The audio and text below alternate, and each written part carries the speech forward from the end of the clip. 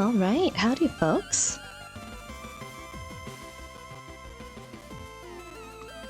Happy Monday, we are back. A few days later than I meant to be back. Sorry, I didn't stream this weekend. There was some work being done and there's just too much background noise that was picking up, so I decided to just take the weekend to myself, and now we are back for some more Stories from Seoul, the gun dog. I kind of forget what I was doing. I know we went up to the captain's view here. And we talked to Vanessa, and then I think I was supposed to go somewhere? Wait, did I not save this? I don't remember. Hey Mountain Dew, how's it going? Do I have my logs still? No. Okay, that's fine. So, did you get in touch with anyone? Kind of. You bring the radio up to your face so that the microphone is level with your mouth and press the push-to-talk button with your thumb. Oh, okay. No, I left and then I came back and I... That's right. I thought I still had to go investigate the thing. Okay. It's coming back. I should have refreshed myself. Chief, I'm back on the bridge with Lieutenant Lord.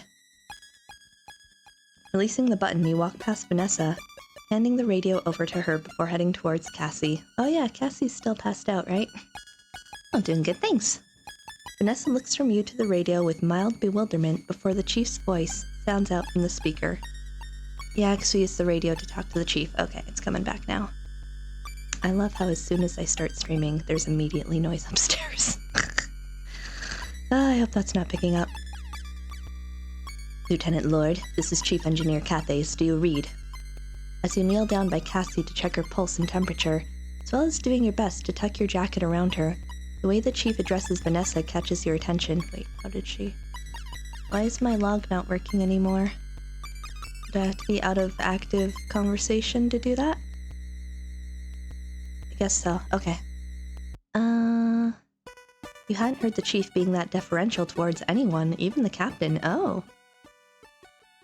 I hear you, Chief Cathays. Captain Bartimeus and Commander Quinn are both incapacitated, so I'm in command of the gun dog until such a time as they can return to duty. Understood? You frown slightly, hearing Vanessa assert her position over the chief like that. Vanessa, was this your doing? Are you trying to, like, usurp the ship? I don't want to believe that about you, but I'm gently side-eyeing you right now.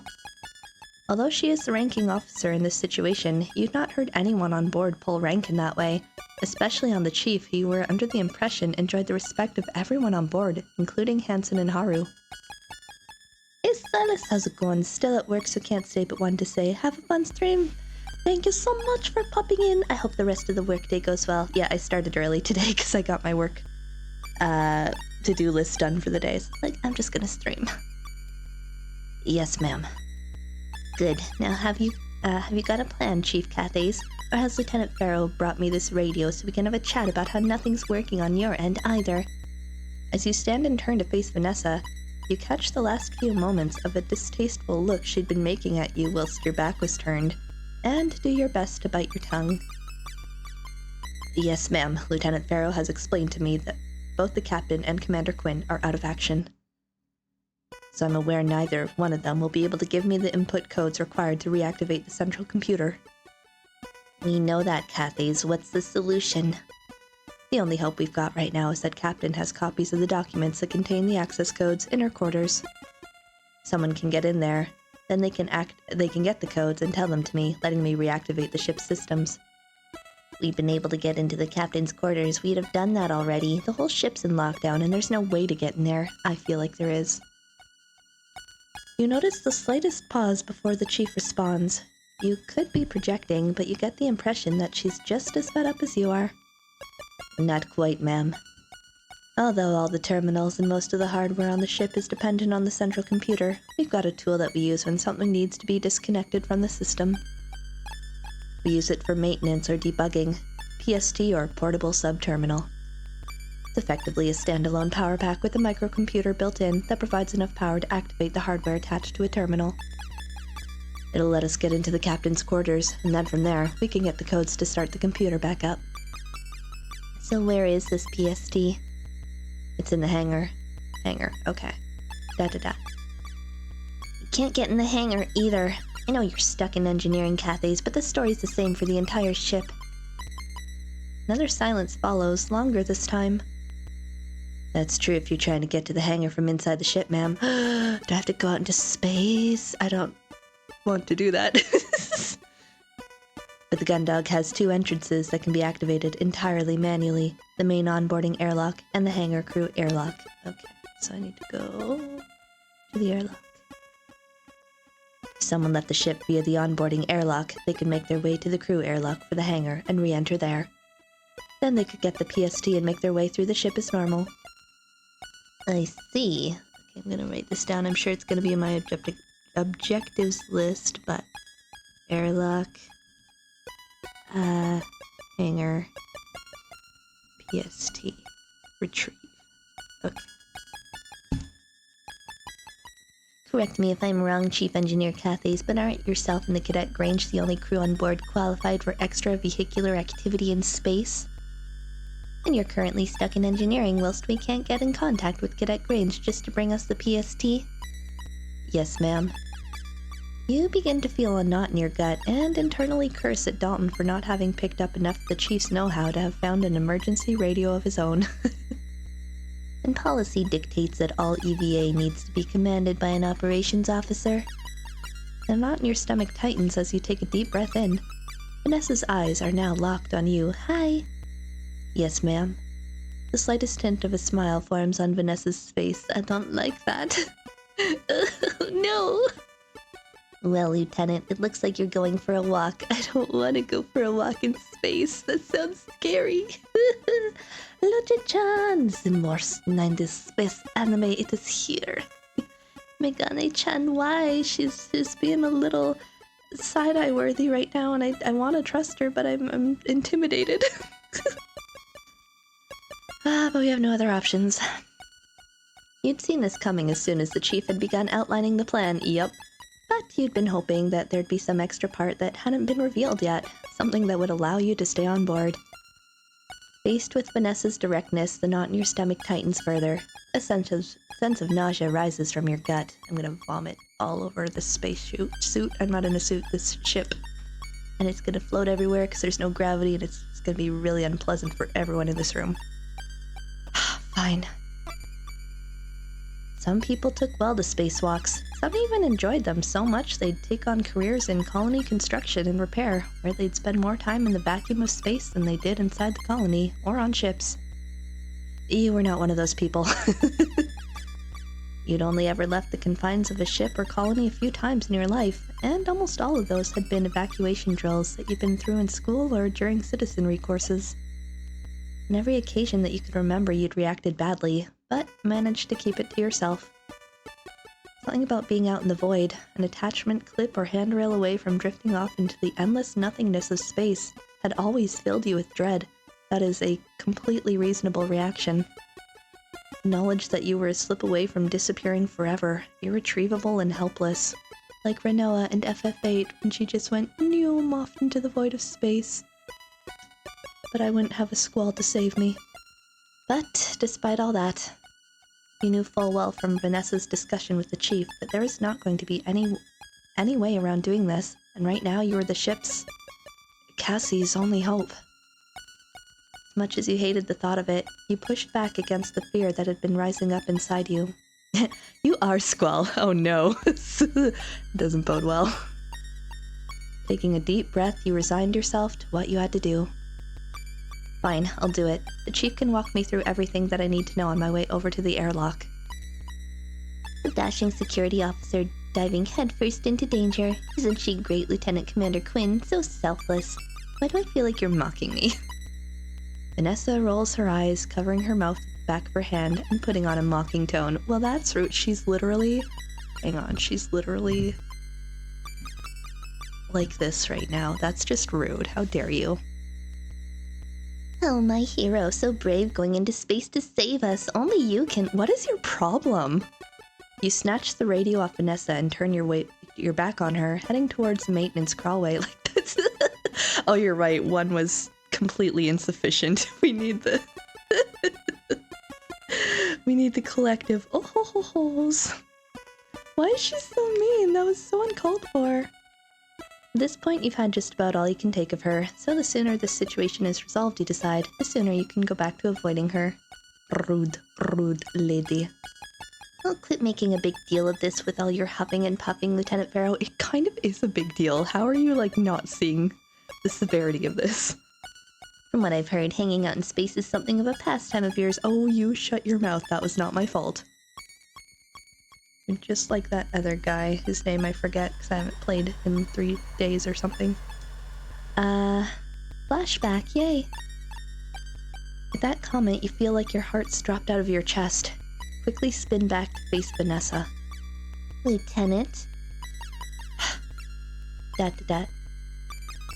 Reining in the flash of anger you'd just felt, you silently shake your head as you turn back around and grab a hold of the first rung of the crawlway's ladder.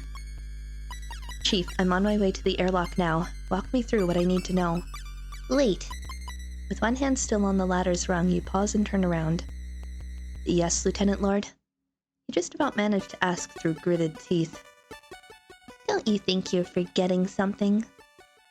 Doing your best to suppress the urge to scream that you can feel building inside your chest, you pause for a moment and stare at Lieutenant Lord, trying to puzzle out what kind of mind game she's playing. Lieutenant Lord, if there's... Oh, hiccup, excuse me. The jacket? I don't know. Before you've finished, Vanessa rolls her eyes and turns on her heels, walking back over to Cassandra and squatting down. You almost yell out when Vanessa lays her hand on Cassie's hip, but you stop when you see her withdraw a keycard from Cassie's skirt pocket. Holding it between her thumb and forefinger with a flourish, she waves it at you as she stands up and walks back over to you. The central computer can only be accessed by the captain or the members of operations. Good luck getting in there without this. Okay, that was unnecessarily dramatic. Vanessa casually tosses you the card, which you grab out of the air. It would have been way more embarrassing if I missed and it just fell to the floor. That would have been so uncool of me. I'm glad that didn't happen. You got Cassandra's keycard. You turn the card over in your hand a few times before pocketing it. But the chief said that the PST used its battery power to open... I can see what you and her see in each other. Oh god, are you like jealous about me and Cassie? Is that what this is about? As if hooking a battery up to a door would get you around the ship's security systems, you're still going to need to have the right authority levels to get through. Honestly.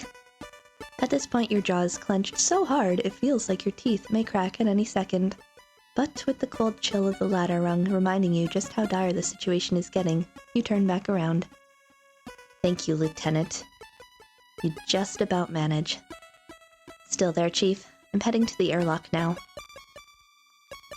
Have you got the radio coming through the helmet speakers, Lieutenant? The Chief's voice fills your helmet, the sound quality somehow worse than the speaker on the main radio unit itself. Loud and clear, Chief. You respond, securing the radio on the suit's breast panel. You've got the emergency suit on and sealed? Yeah, currently breathing in the suit's oxygen supply. What now? Do you see the access panel next to the internal airlock hatch? I do. The spacesuit's helmet is attached to the rest of the suit in a fixed position, so although you turn your head to check, all you can see is the helmet's interior. I would have done that. That's not how my suit manipulates. You turn your whole body in an exaggerated motion to look for the emergency access panel and spot it on the other side of the hatch. I see it, Chief. I'm heading over now. Alright, you'll need to remove the panel in the same way that you did, the one on the bridge. Once you've got it off, you'll see a large handle. Cranking that lever operates the manual override that will open the hatch to the airlock. Understood. This is scaring me. I'm nervous. Although you'd had to learn to operate the airlock manually in basic training, you didn't feel that now was the time to dismiss the chief and act like a know-it-all. Please walk me through in minute step-by-step details. I'm terrified. She was likely getting her fill of that from Lieutenant Lord. What if I talk? Okay. Use. You kneel down by the panel and attempt to find the gap between its edge and the surrounding wall. This is made a lot harder by the thick material of your suit. I've always wondered that, with like how thick spacesuits are, how hard that would be to like manipulate tools if you're doing ship maintenance outside or something. Like, I'm sure they have brilliant ways to get around that, but it just seems clumsy and difficult. After a few attempts to find it, the tips of your gloves catch in the recess. You work your digits in more until you find a catch that you can squeeze. Please don't rip your suit. I'm terrified. The panel falls away from the wall and you take hold of it, placing it to the side. Underneath is a long handle marked emergency use only. Alright, that's the access panel out of the way. I see the handle. Good, now you're going to want to turn it anti-clockwise. Anti-clockwise? Counterclockwise? And keep going until the hatch is open. I've never heard that phrase. Okay. Understood.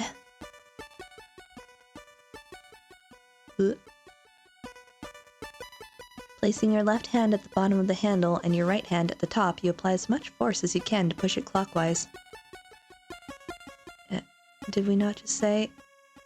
Your initial heave barely moves it despite your effort. Come on. You grip the handle again and place your entire body weight behind your effort to shift it. This time it moves more noticeably, but when you look at the airlock hatch, it doesn't appear to have opened at all.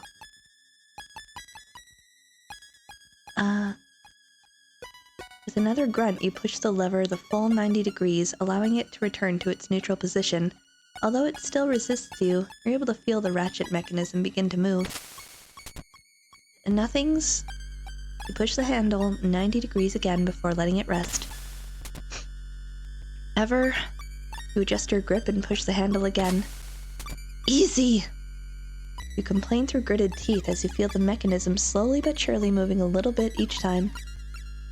As you carry on this process of straining against the mechanism, you complete crank after crank. You can hear the mechanism of the airlock groan and strain with each turn. Eventually, something gives and the mechanisms in the airlock uncouple, releasing their locks, and the whole thing slides open.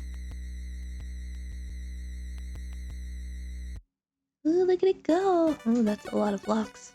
Oh my god, space. It's just beyond there.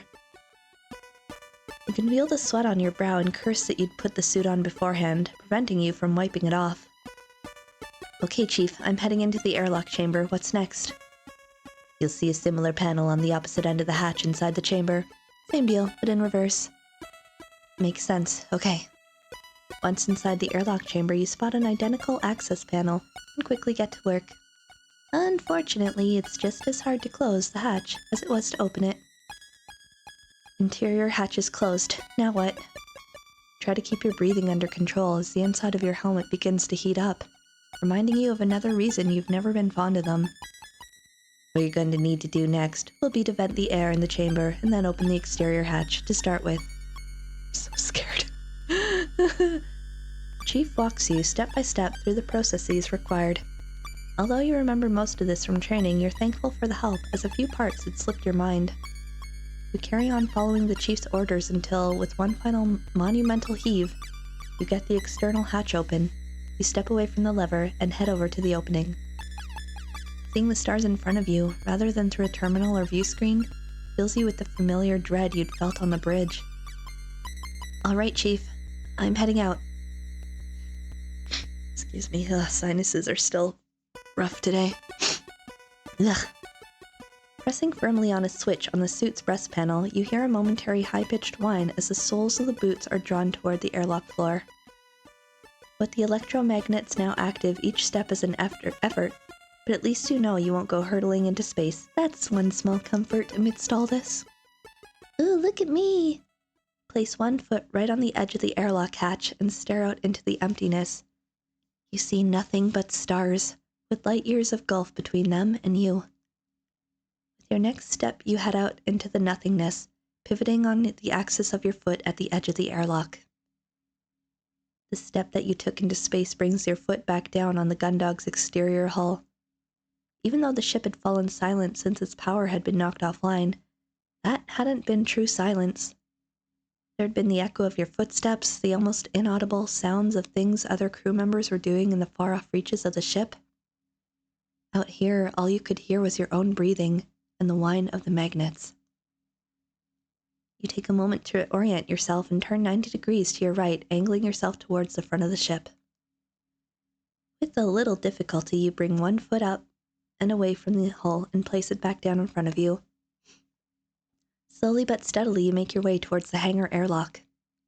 Ugh, you're here. Man, I hate hearing my own breathing. Same. Being reminded of my existence. No. Don't talk like that. I'm more upset by Vanessa's breathing, which sounds really bad out of context. Just in, like, general, her existence towards me right now is, like, very annoying, and I just don't want to hear her talking or breathing or anything. Just, like, go exist somewhere else. I'm not asking you to stop existing, just do it somewhere else. Away from me, please. Man, I've really soured towards Vanessa, like, instantly. I was willing to give you some time to defrost Miss Ice Queen, but I'm a little... irritated. Still with us, Lieutenant Farrow. Haven't gone hurtling off into space or anything. You're so caustic. Stop. You roll your eyes as you plod forwards. Still here, Lieutenant Lord. Good, good. What's your ETA on the hangar airlock? You quickly do some rough maths around what you know about the Gundog's dimensions. Airlock's around the midpoint of the ship, 250 meters long. About 5 minutes, Lieutenant. I'm so over Vanessa, it's true. This isn't a Sunday afternoon stroll at the replica garden, Sparrow. Pick up the pace. Look, do you want to come out here and do this? I'm happy to let you.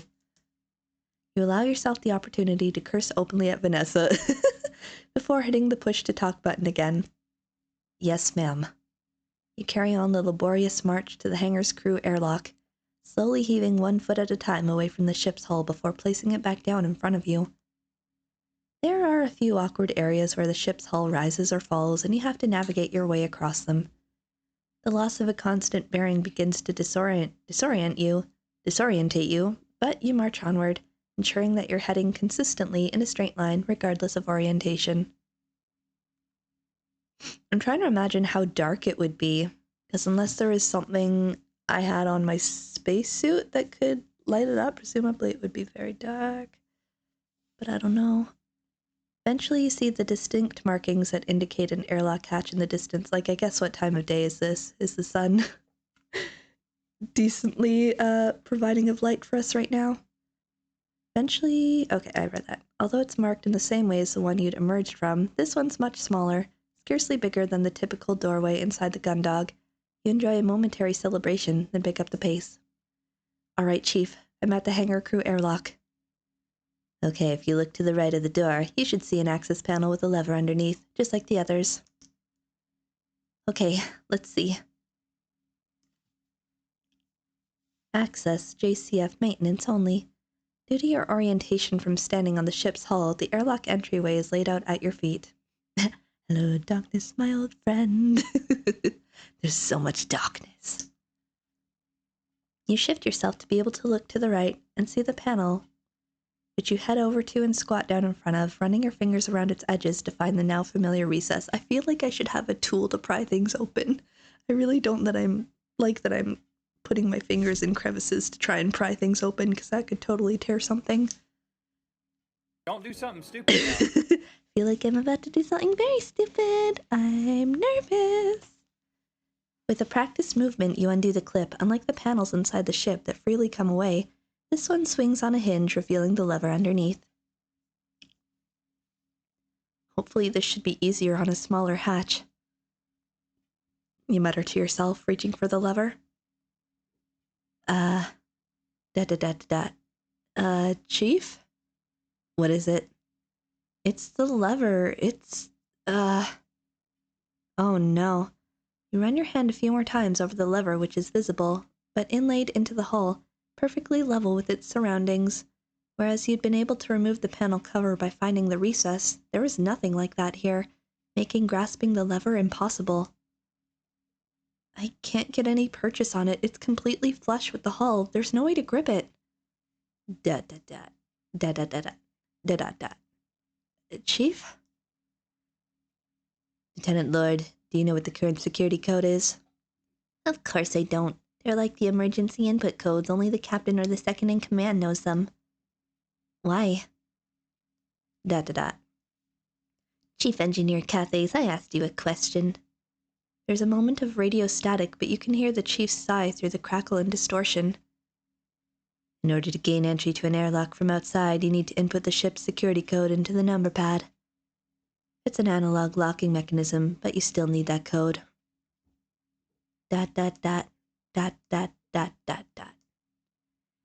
God damn it! Oh, okay. Well, I'm just gonna let her do that spiel. Ah, wow. Miserable excuse for a captain. Absolute airheaded bit. Oh my god. Chica, you are not mentally fit to be in leadership right now. Hey, watch yourself, Lord. Oh, shut up, Farrow. Because of your stupid bimbo girlfriend deciding that now's a great time to take a nap, I'm stuck on a dead ship running out of air. Trying to herd you knuckleheads around on stupid, pointless errands. Stow it! That's not her. Stow it! I'm not a big fan of this either, but right now we're the best hope this ship's got. Put her in her place. So if you could put a lid on the gigantic bitch act for 5 minutes and help us figure out how to solve this, we can... How dare you! I said stow it! 5 minutes, Lieutenant Lord. Then once I'm on board, I can handle the rest of it myself. Then you can go back to pretending you're the most important crew member. Oh my god, this is so, like... healing. This is insubordination. I'll have... Alright, you two, that's enough. Both you and Vanessa snap into silence with the chief's interjection. Before either of you can start up again, she carries out in a commanding tone. Lieutenant Lord, do you know how long the security code is? Do you know the punishment for addressing a senior officer like that? You're just like on one big power trip, girl. Like, chill out. No, ma'am, I do not. But if it gets Lieutenant Farrow on board any sooner, I'll say it's worth it. Do you know how long it is? It's 4 digits. Thank you. Now, do you have any idea? Of course I don't have any idea. It's Quinn's responsibility to generate and set those kinds of codes. Oh, it's gonna be our anniversary. Oh god, I don't remember our anniversary. Oh, by the way, if you ever want to access my quarters, the passcode for the lock is our anniversary. It's pretty much the same passcode I use for everything. I think I might know it. What? I said I think I might know it. It's... Oh no. You rack your brain trying to remember the date where you and Cassie first visited the Europa amusement park. Please provide it for me because I don't remember. Aaron is the worst partner. No anniversary remembering. This is why I stay a hermit. It's for the best. It was... Oh no, you're gonna make me remember. Oh no, I might have to look this up. I don't have any items that would tell me, right? I can't... I remember when I first looked at it being like, I wonder if I should write this down. Maybe it's significant, but then it input it for me directly when I went to her room. So it's like, oh no, I don't need to remember. I'm so sorry. I need to look this up. No. One moment. Okay. This is embarrassing. I'm so sorry, Cassie. Okay. Stories from Soul Code. Awkward.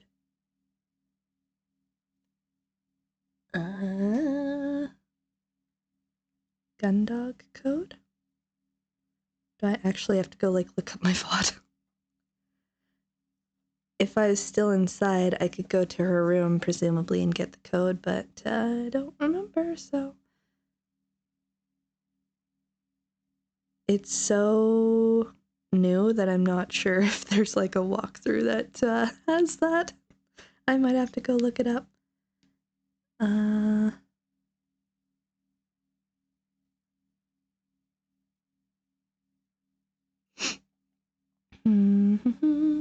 Okay, 1 second. I'll be right back.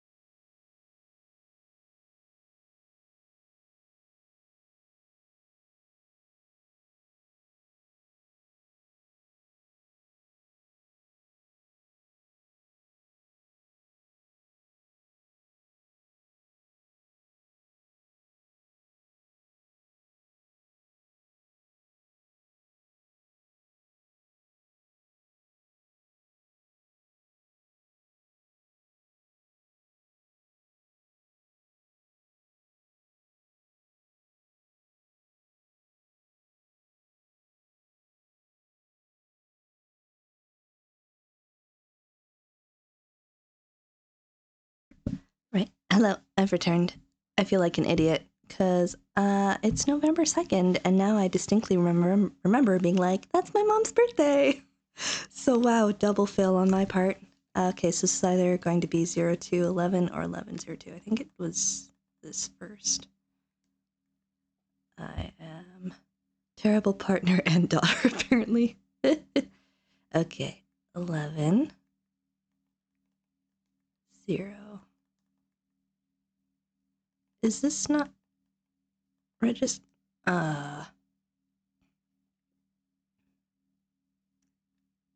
0 to November is the 11th month.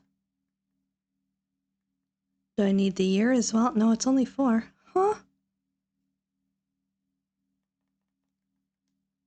1 1 0. What am I doing wrong?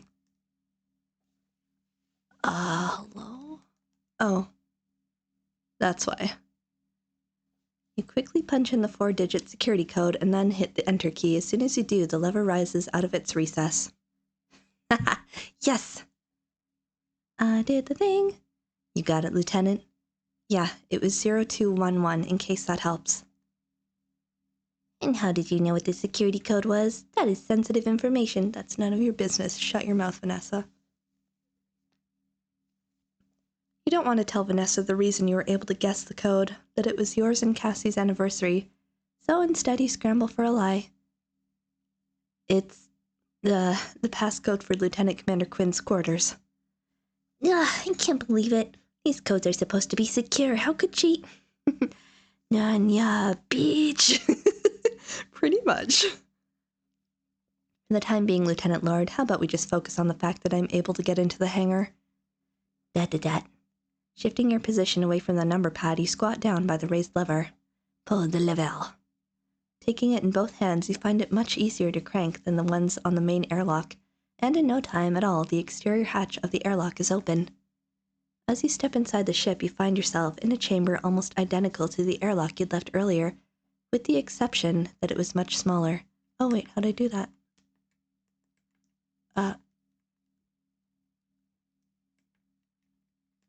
What did I... Okay. Was that the right one or the left one? I'm trying to figure out how I did that. A left? How? I don't know what I'm doing there to make that happen. Moving quickly now, you close the exterior hatch behind you. Follow the inverse process you'd carried out to leave the ship, pressurizing the chamber with oxygen and opening the internal hatch. Yay, oxygen. In a few short minutes, you're back inside the familiar space of the ship's hangar, and you remove your helmet, happy to be breathing something other than the suit's oxygen supply. You then disengage the electromagnets before removing the suit completely, making sure to take the radio with you. Now unencumbered by its bulk and in the low gravity of the hangar, you gently drift toward the equipment storage, the uneasy silence surrounding you.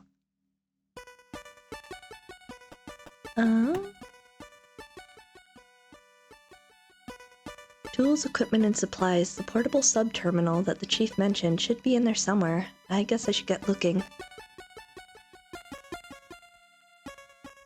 Let me just check these.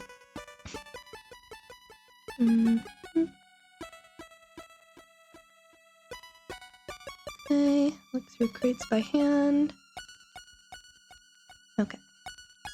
I'm going to use... Let's see, if that PST is going to be anywhere, it'll be in amongst all that stowed equipment and gear, so... In the darkness, the collection of stacked or suspended crates, containers, and various pieces of heavy machinery looms intimidatingly.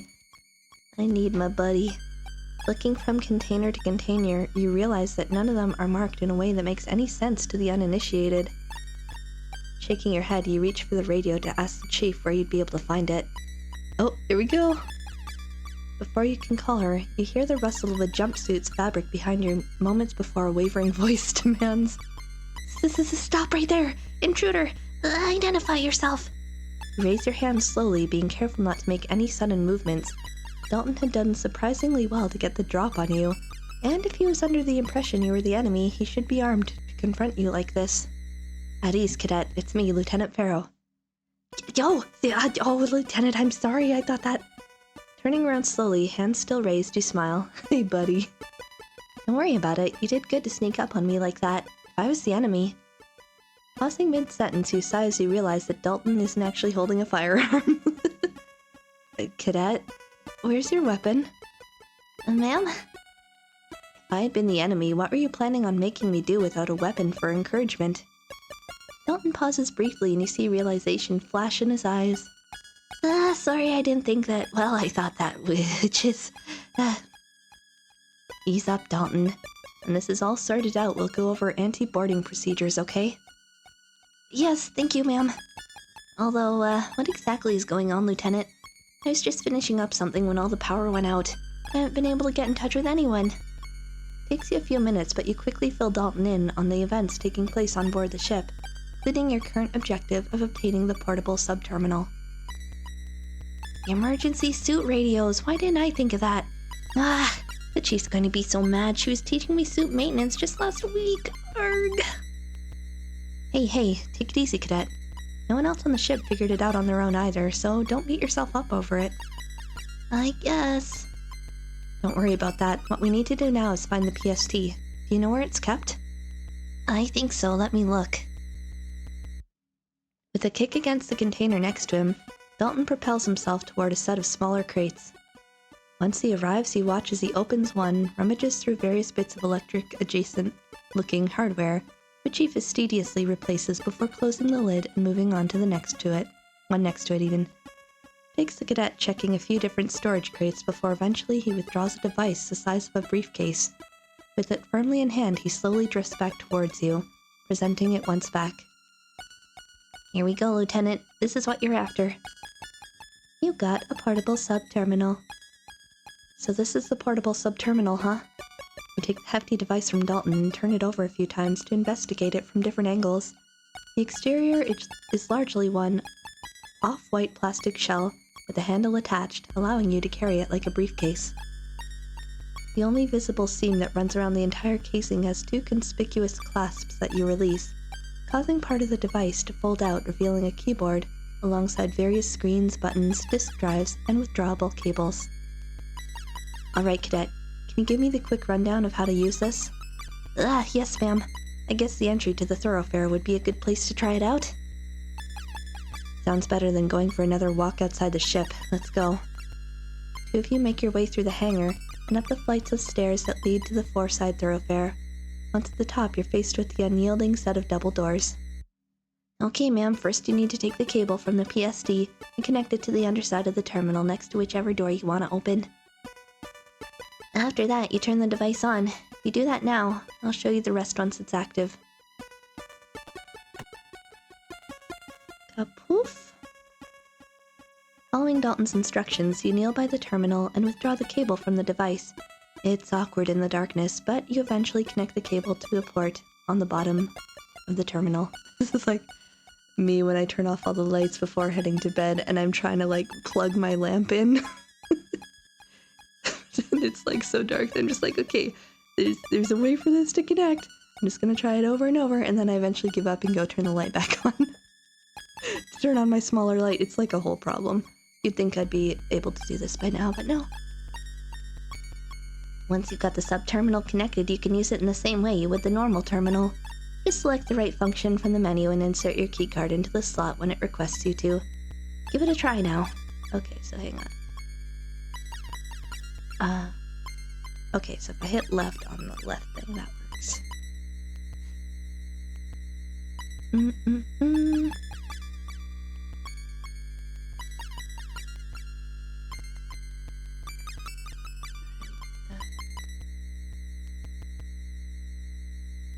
Okay. Alright, let's see. Oop. This is mine, right? Yeah. Using the small keyboard, you select the override open function, and then, as Dalton advised, insert Cassandra's keycard. As expected, although slightly slower than you'd like, the door opens, allowing access to the four-side thoroughfare. Great work, Cadet. All I need to do now is get this to the captain's quarters, then to engineering, and we'll have the gun dog back up and running in no time. You okay there, Cadet? Yeah, I just forgot that you had to go get the codes from the captain's quarters. Isn't that against the rules or insubordination or something? I thought that it was forbidden to go into the captain's quarters unless explicitly instructed for duty. I mean, we're kind of in extreme circumstance right now, so... You sigh as Dalton shakily removes the cable from the terminal underside and closes the lid on the PST. Technically, yes, but right now the choice is insubordination, or we'll all suffocate in the vacuum of space. When you put it like that. But don't worry about it. It's fine. I'm sure the captain will understand why I had to do it. Besides, I've always wanted to see what their quarters look like, so I'd say it's worth it, right? I guess. You place a hand on Dalton's shoulder and take the terminal from him. Anyway, you take it easy here. Try to reach the chief on the radio. See if she's got anything for you to do. I've got to get moving. Yes, ma'am. With that, you give Dalton a casual salute, and in return, he throws a rigid, formal salute back at you. I love Dalton. Smiling to yourself, you head through the now open double doors and into the thoroughfare. Okay.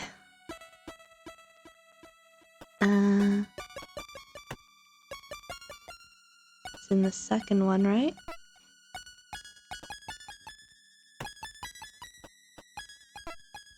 Standing outside the captain's quarters, you look at the heavy device in your hand. It's taken longer than you'd like to get here, but at least now you could get those codes from the captain. Okay, so first I get the PST. Poof.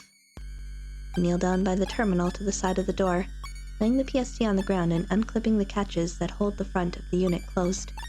After it's started up, you swiftly draw out the cable and connect it to the terminal's underside.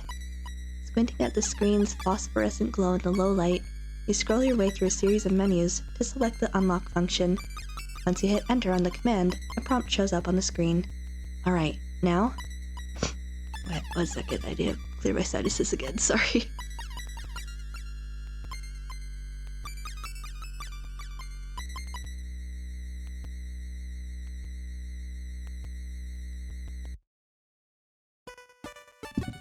Might have to go get my sinus spray to get this to ease up. See how long I can go. Once the device reads your keycard, you hear the soft whir of the door unlocking and a hiss as it slowly opens. Okay, I can leave this here for the time being. You stand up and step in front of the door, which continues its painfully slow opening. Come on, come on, come on! She's not here. Is she at the medbay?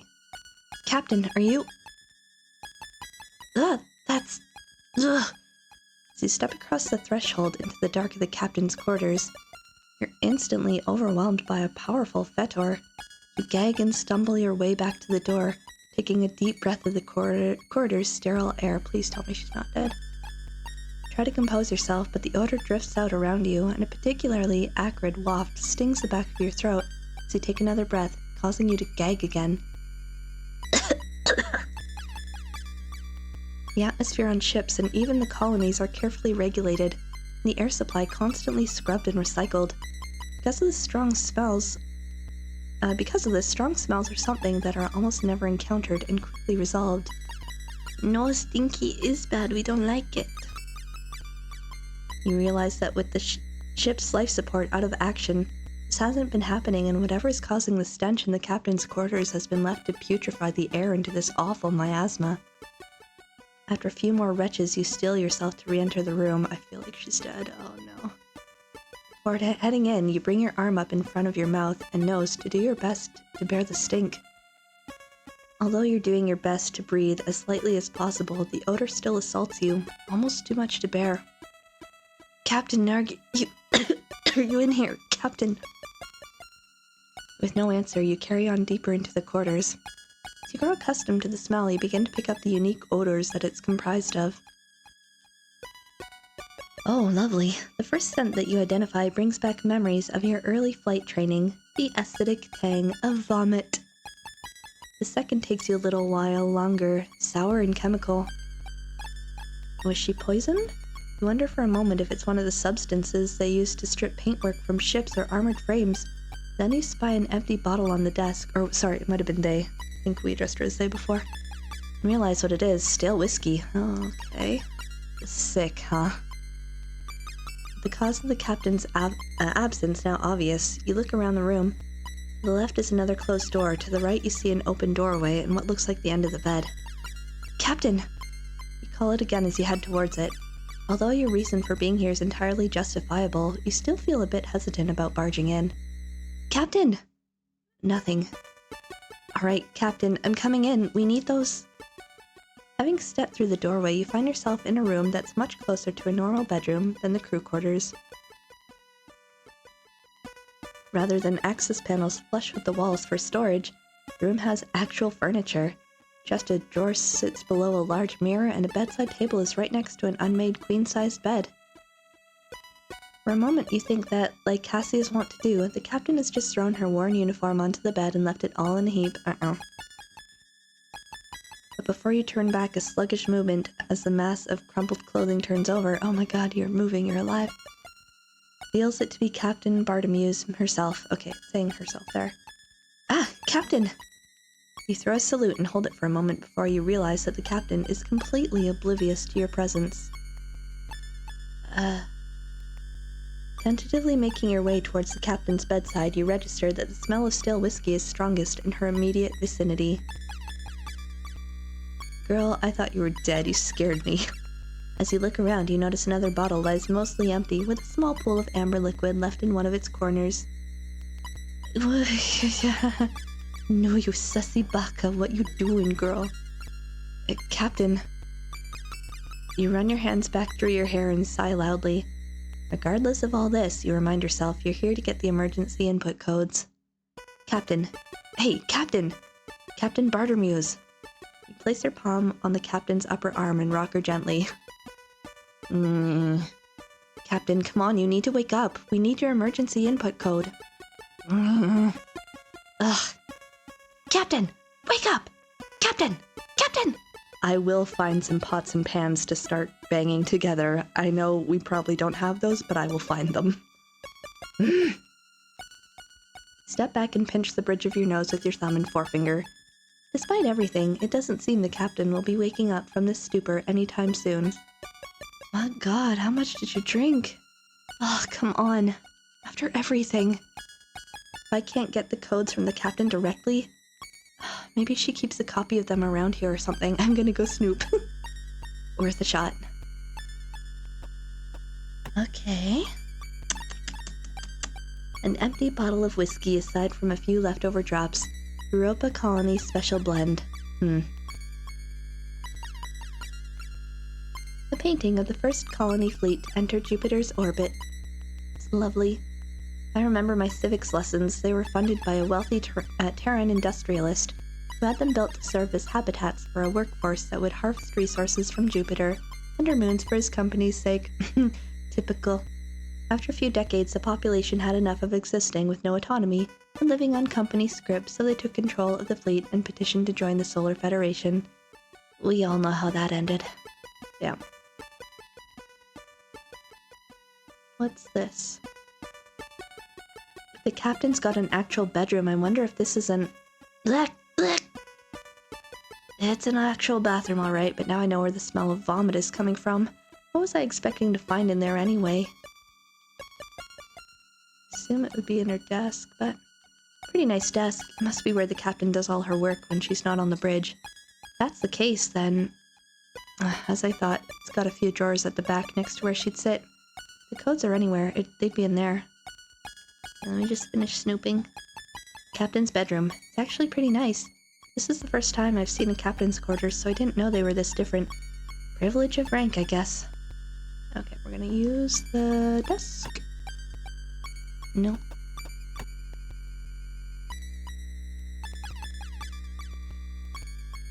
I know I've seen Cassie hand the captain printed reports and status updates. Maybe she's still got a copy of those codes in here. Try to open the top drawer, but the small amount of initial give stops almost immediately as you hear a clunk. Try a few more times and then spot a keyhole to the left of the drawer. Checking the second and third drawers gives you the same result. Locked, of course. I'll have to find the key. It's a behind the painting? I thought there might be a safe behind it or something, like in movies.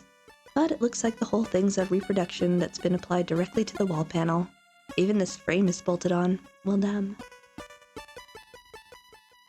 Is it hiding in the whiskey bottle? Europa Colony Special Blend. The myth is that they used to brew it in old fuel tanks, which gave it its particularly potent edge. And how it tastes, though, you may not think it's a myth, but... you may not think it's a myth. I'd never touch it. Not that the captain's left enough to share. I need to go to the bathroom. Even if I needed to, I'd really rather not use that, considering the state it's in right now. Okay, somewhere in her bedroom. Ugh. You were uncomfortable enough making your way in here in the first place, but now that you're about to rummage your way through the captain's personal effects, you feel even worse. Let's get this over with. Doing a quick scan of the room in the hopes that the captain may have left the key on top of the chest of drawers or her bedside table proves fruitless, so you tentatively step back inside, nervously looking back to the captain's comatose form every few moments. Sorry about this, Captain. Standing by the chest of drawers, you lay your hand on its top and drum your fingers before nervously pulling the top one open.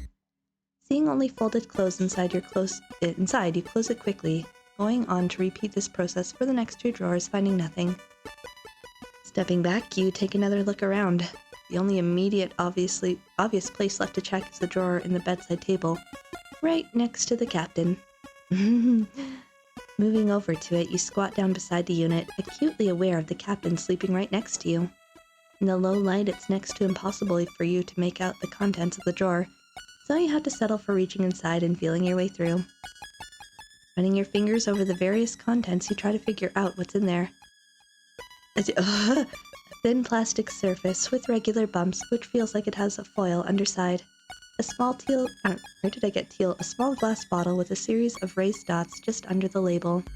Various individual papers. Aha! Grab a hold of what feels like a keycard clipped onto a lanyard and pull it out of the drawer.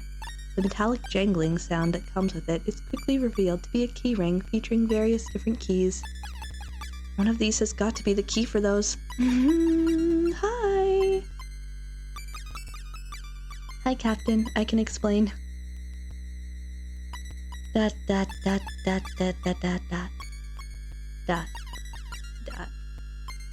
Lieutenant. You freeze in place with your hand half out of the drawer, holding onto the captain's identity card and keys. You hadn't seen her stir, but in the blink of an eye, Captain Bartermuse had managed to reach out and grab a hold of your wrist. Explain yourself. The captain's grip on your wrist isn't particularly strong, but the shock has rendered you perfectly still. You slowly turn your head to face her and see her lazily gazing at you through the darkness. Lieutenant. You hold on to your breath for a moment, then exhale slowly, calming yourself. What are you? Composing yourself, you speak calmly and quietly. I'm sorry, Captain. It's an emergency, and I've come to get your input codes. Emergency? All the ship's systems have gone offline. Commander Quinn has collapsed. I've been working with Chief Cathays and Lieutenant Lord to get your codes so that we can get the ship back online. The captain blinks groggily a few times and releases your wrist, drawing her hand back to rub her eyes. As she does, you slowly take the keys from the bedside drawer and stand. That's why I'm here. I thought the codes might be in your desk drawer, but I needed the key. Although you're doing your best to maintain your tone and demeanor, on the inside your heart is racing as you consider the possibility of being given a court-martial here and now. Sounds important. Well, yes, ma'am. I'd say we all consider it pretty crucial right now. The captain continues to gaze at you as you stand to attention in the darkness. After a moment in which you think she may have fallen back to sleep, she rolls onto her back and brings her hand to her forehead. The printout with the latest access codes. It's in the second drawer. You breathe a sigh of relief as the captain rolls to face away from you. Just don't read the report. Ma'am? Wait for a few moments, but eventually a gentle snore emerges from the crumpled heap that is Captain Bartermuse, and you relax. You must be out pretty bad if I was like, there's an emergency situation, we are all gonna die if we don't deal with this. And she's like, I'm going back to sleep. Oh, madam. Second drawer. Thanks, Captain. You got the captain's key ring. Heckin' whiskey, man. Alright, now we need to use the desk again. Alright, let's see. Which one? Poof. Spend a few moments working your way through the selection of the keys that hang from the ring on the end of the captain's lanyard. You're able to discount a few based on their unusual shapes, but finding the right one is still a tricky task in the darkness. Eventually you find one that slides easily into the lock and turns the mechanism, which lets out a surprisingly hefty clunk. The captain said the codes were in the second drawer, so you open that drawer first and purposefully leaf through the collection of papers, reports, and files that it contains. Crew manifest, security updates. Ah! You see the telltale tractor feed edges of the printer paper that you've seen Cassie produce updates and reports for the captain on, sticking out from underneath a manila folder. As you lift the paper out of the drawer, the folder on top begins to spill its contents. Ugh. You quickly grab it to stop everything from falling out, and as you do, you can't help but read its title. Oh? JCF Naval Investigatory Commission Findings, Incident 00784, 2109-0209, Subject Rear Admiral M. Bartermuse. With what you believe to be the printout that would contain the codes in one hand and this report in the other, you look back toward the captain's bedroom as you remember her instructions. Just don't read the report. Oh, but now I want to read it. You hesitate for a moment, rereading the title. Rear Admiral? I'm gonna save 1 second.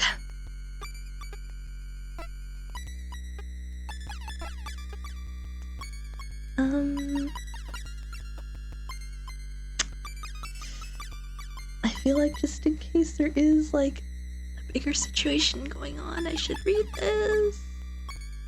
In case I need information and it's relevant, but I feel bad. Read the report. You stare at the cover of the report for a few moments before looking back to the printout, then to the captain's bedroom.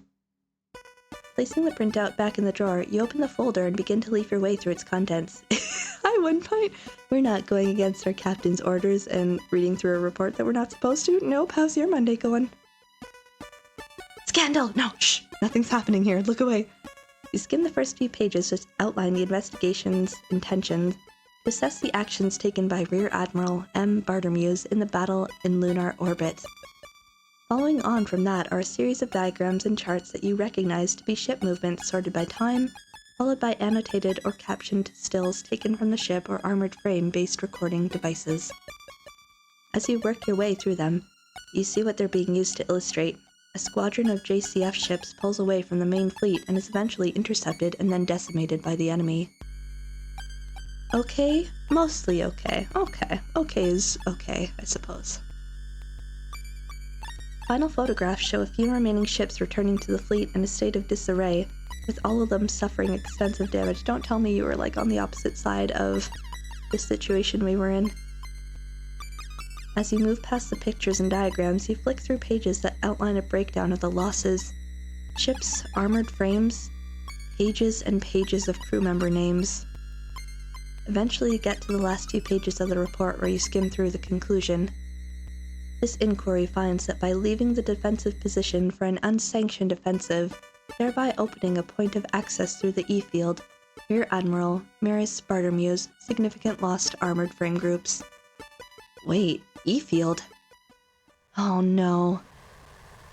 Oh no.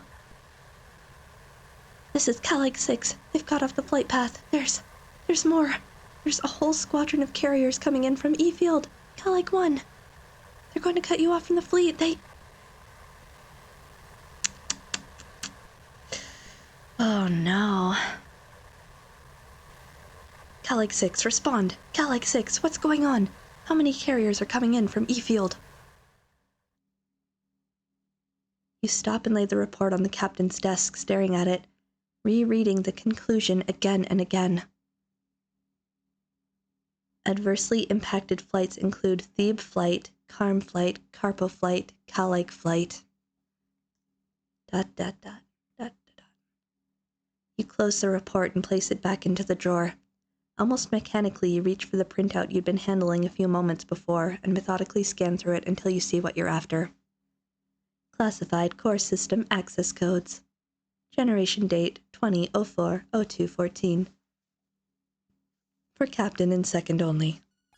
You slowly rip the relevant page from the rest of the document as its perforated edges then folded up. At its perforated edges, then folded up and slide it into your pocket. After this, you methodically place the rest of the paper back into the drawer, which you slide closed. See, if you'd never told me not to read the report, maybe I would have just ignored it. You got the access codes! With the codes in your possession, you calmly make your way back towards the corridor outside the captain's quarters, where you've left the PST. As you approach the doorway, you absent-mindedly take hold of the radio and push down the transmission button. Okay, Chief, Lieutenant Lord, I've got the codes. You release the push-to-talk button and wait. You give it a moment, but instead of more instructions from the Chief, or some kind of backhanded congratulation from Lieutenant Lord, all you hear is a powerful hiss of static. Well, that's not good. Chief? You try again. Lieutenant Lord? Still nothing. Anyone, come on. You give the radio a shake and spend a few moments adjusting the frequency dials, but you still don't hear anything from anyone, just a hiss of static. For a moment you feel like throwing the radio down the corridor, but instead you slump against the nearest wall and hold your head in one hand. Slouching against the wall in the low light for a moment longer, you sigh loudly before turning and kneeling down by the PST, which you begin to back up. You've got the codes. You just can't get them to the Chief over the radio. The next best thing you decide is to get them to her in person. You clip the latches on the PST closed and pick it up as you stand, turning to make your way through the darkness towards the four-side thoroughfare. Okay, sorry. I need to go take my decongestion medication, folks. I'm having a hard time talking/breathing, so give me a few minutes. I'll be back.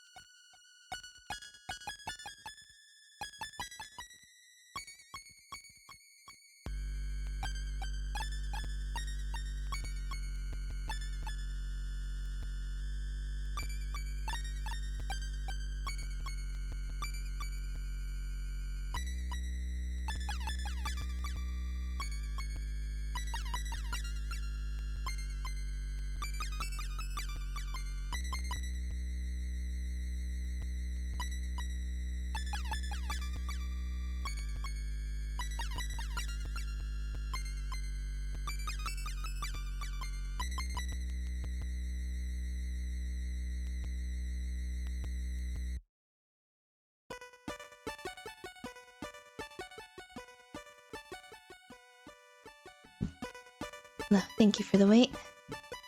I'm gonna try to brute force my way through this.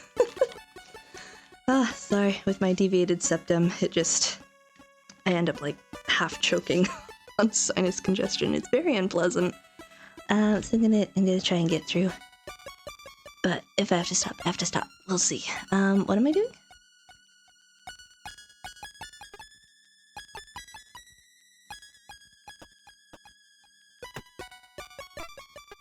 I need to go to engineering, right? Yeah, okay. See if I can, oops. Let's see if I can just fast travel there. Move to engineering. Should I check in for anyone else who's around? Hang on. Because the other guy said he was gonna go find people, right?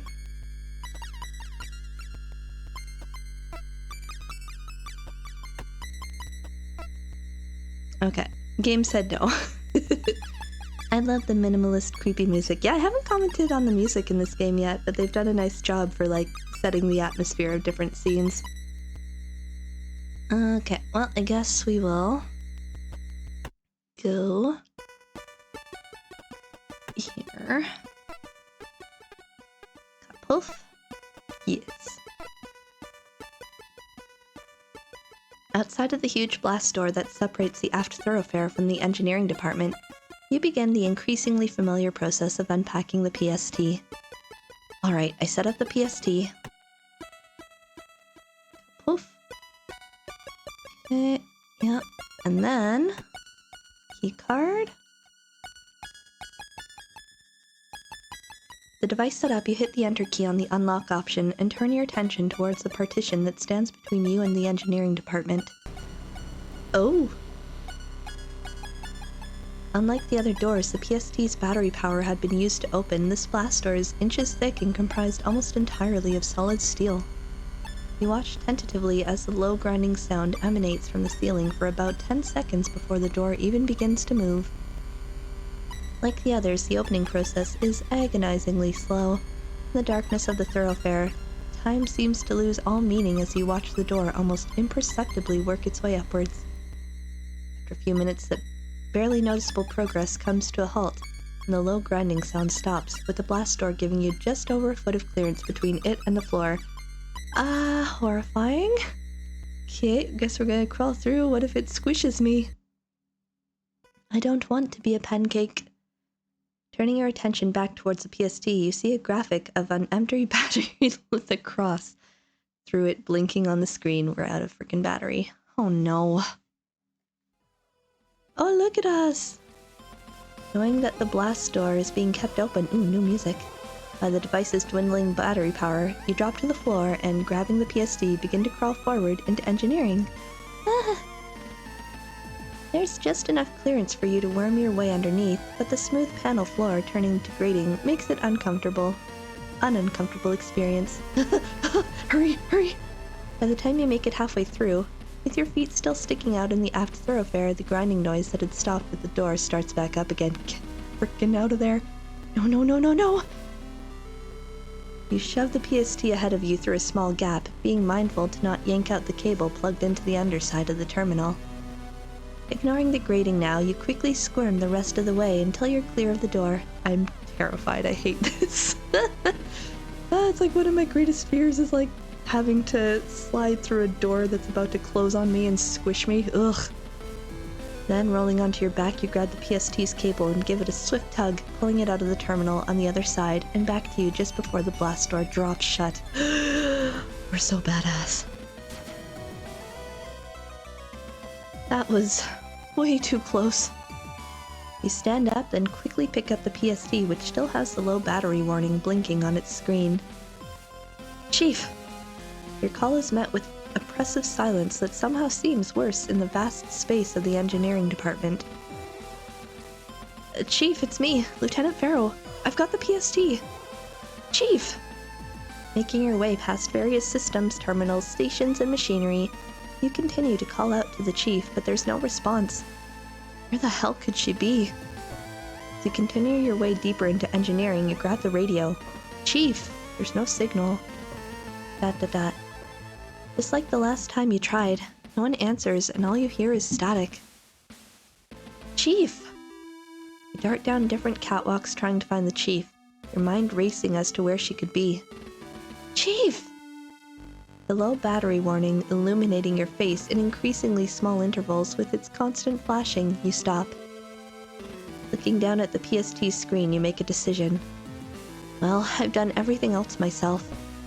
Turning back from the main section of engineering, you make a beeline over to the room that holds the central computer, your footsteps on the grating echoing through the silence. I may as well finish things. As you begin to run, the PST starts to beep and the battery symbol flashes even more rapidly. If you're running out of battery, then don't use what you've got left, flashing and beeping. Running at full pelt now towards the central computer, you reach it just as the PST's whole screen begins to blink, cycling between showing the warning and nothing at all. Once you arrive at the doorway that leads to the central computer, you know what you've got to do. Oh my god, I'm stressed. I'm stressed. Hang on for 2 seconds. Okay, plug it in. Yep. Come on, hang in there. Come on, almost there. If it dies now, I'm gonna be so upset. And now! There! As soon as the door begins to open, you jump to it and start pushing on it in order to force it open. Once you've made the gap large enough, you slip through at the exact same moment as you hear the PST power down and the door slides back shut. We're in here now. It takes a moment, but your eyes adjust to the darkness of the room. Looking around, you see that it is little bigger than a cleaning cupboard or a crew member's shower cubicle. Masses of thick cabling run from the ceiling and floor along the walls towards the end of the room opposite the doorway. On the far side is a huge screen with a keyboard positioned below it at about waist height. Stepping towards the interface, you run your hand over the keys. The computer shows no signs of life, even after you begin to push random buttons. It just poke. Need to go get the lad. Good luck saving thank you. Safe travels on pilot, we'll talk to you soon. Simply mashing the keyboard doesn't produce any response, so instead you begin to feel your way over its casings in the darkness, trying to find what might be a power button. Eventually you find a rocker switch set into the side of the device.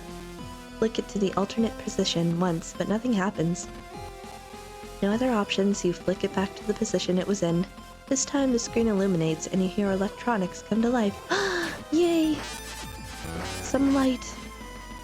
As a hard drive somewhere beyond the screen begins to whir loudly, the screen transitions from its boot screen to a password input screen. For everything you've been through, you're now one input away from getting the ship back online. Finally, alright. Oh my god. And enter! With a final flourish, you strike the return key. An immense feeling of satisfaction fills you as you watch the computer work its way through the startup process. Names of systems show up and are followed by their status changing from offline to active. Faint draft runs down your neck, which you take to mean life support and ventilation is back online. Oh, thank goodness. Well, we're not going to asphyxiate at least. Alright, hold on, Cassie, Oh. Hello? Wait, what? No, come on! You're hit with a gut punch of panic as the visuals on the screen begin to warp. Fragments of text scatter and lines of code split and distort, whilst a strange noise squeals from the machinery. Have we been hacked? Don't do this! Unsure of what's going on, you're about beginning to think that it is your fault. You look over at the keyboard again, repeatedly striking any key that seems like it may stop this process. End! Escape! Pause!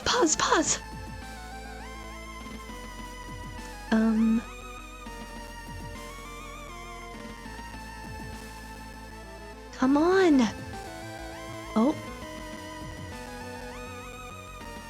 What's going on? As suddenly as it started, the computer's erratic activity ceases, with the only document left on screen, Cassie's personnel file. Cassie's file? Wait, why? You pause, unsure whether you should do anything or leave it as it is. You can tell from the ambient noise that has returned that the ship is back online. But why would the computer freak out like this? Why would it pull up Cassie's file? No! Huh? Doing your best to understand what you just saw, you tentatively reach a hand out towards the keyboard. You're still unsure of what you could do to find out what just happened, but can't help but feel like whatever it was wasn't right. Daryl, I need you up on the bridge right now. You withdraw your hand, instead grabbing the radio to answer Lieutenant Lord. Alright, I'm on my way back now. How's Lieutenant Quinn doing?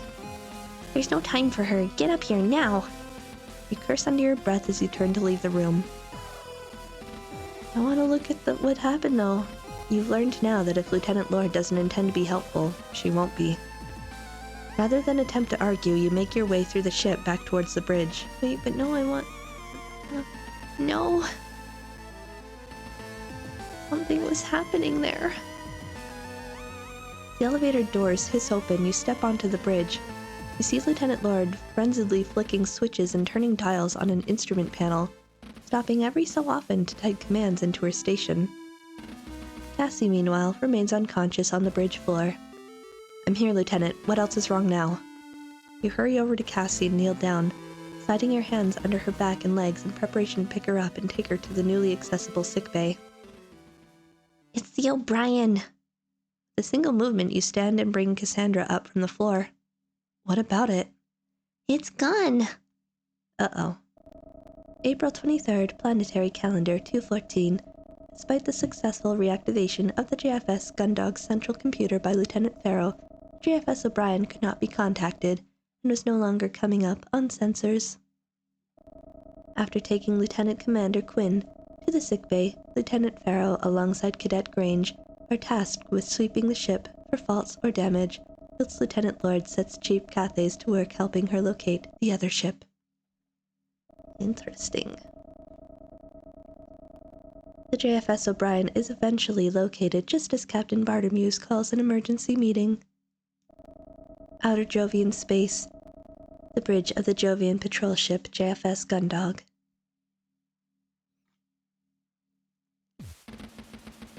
As you, the Chief, and Lieutenant Lord stand to attention, waiting for the captain to begin the meeting, the sound of an approaching elevator is the only noise that can be heard in the tense silence of the bridge. Ensign Hansen, Cruz, entering the bridge and reporting as ordered. Hansen states, performing a lazy salute as he steps out of the elevator and onto the bridge. You shift slightly as you watch him enter. You knew you were waiting for someone, but why Hansen? He pauses for a moment. You see him take stock of everyone present. Your shoulders tense up and you inadvertently clench your jaw as he heads straight towards you. At the last moment, he steps to your side and takes place in the lineup next to you without so much as a sideways glance. Are we good now? Are we cool? You remain on edge, but your attention is quickly taken by the captain as she finishes reviewing the readouts from the control panel on her chair and stands up. At ease. The four of you relax slightly, although, with the exception of Hansen, you all maintain a formal stance. Now that we're all assembled, we can begin. First of all, well done to all of you for your actions whilst I was indisposed. Now, girl, I hope this is a lesson to not drink like that when you're the captain on a ship out in space. For a brief moment, the captain's eyes meet yours, and you do your best not to react. Aside from the doctor, you were confident that you were the only person on board who knew the nature of the captain's indisposition. Despite your best efforts, you scowl slightly. You hadn't had much time to think about anything beyond the situation at hand. The information in the report you'd read had begun to creep into your thoughts. You knew that now wasn't the time to bring it up, but eventually you'd need to deal with this information in one way or another. Closing your eyes and exhaling, you try to return your face to its neutral countenance and hope the captain didn't notice the flicker of emotion. Push your thoughts regarding the report to one side. You instead find yourself wondering if the captain is currently in a fit state to be organizing a mission. Your cooperation, ingenuity, and composure under pressure have been noted, and I will be recommending formal awards to be applied to your records. Out of the corner of your eye, you notice Vanessa nod in agreement, but the rest of you remain still. Now, on to the matter at hand. As of 11:47 Jovian Standard Time, a signal of unknown origin was received which shut down not just the Gundog's central computer, but also all of its emergency backup systems as well. With Commander Quinn unexpectedly taken ill, Lieutenant Lord took command and Lieutenant Farrow was able to carry out her plan to access the hangar via the external airlock. Oh, are you taking credit for that? Wasn't that, that was the chief, right? Yeah. He'd been too busy carrying out an assessment of the ship's systems alongside Dalton to submit an incident report, and he knew that the chief had been tasked by Vanessa with locating the unresponsive O'Brien. Oh wait, was that? Maybe not. Am I misremembering? I can't go back through. So I thought, wasn't the chief who went? I can't remember anything. Okay. Okay, yeah, she did. You little butt. You bite your tongue and glance back to Vanessa, who nods again, the corners of her mouth curling upwards. I can't believe we didn't submit an incident report, though. That's, a little staggering. The captain was clearly working from a biased interpretation of events. From there, Lieutenant Farrow was able to obtain the portable sub-terminal and the codes for the reactivation of the central computer, a process she carried out successfully at 1327.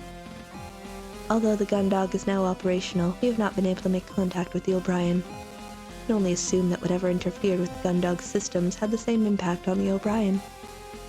Unfortunately, it would appear their crew have not been able to reactivate its systems, as we have received no communications from them whatsoever. Chief Cathays, do we have an update on the O'Brien? The group turns to look at the chief as she steps forward, and you realize that this is the first time you've seen her outside of engineering or the hangar. Although she stands as tall as ever, there's something about her presence that feels diminished. Yes, ma'am.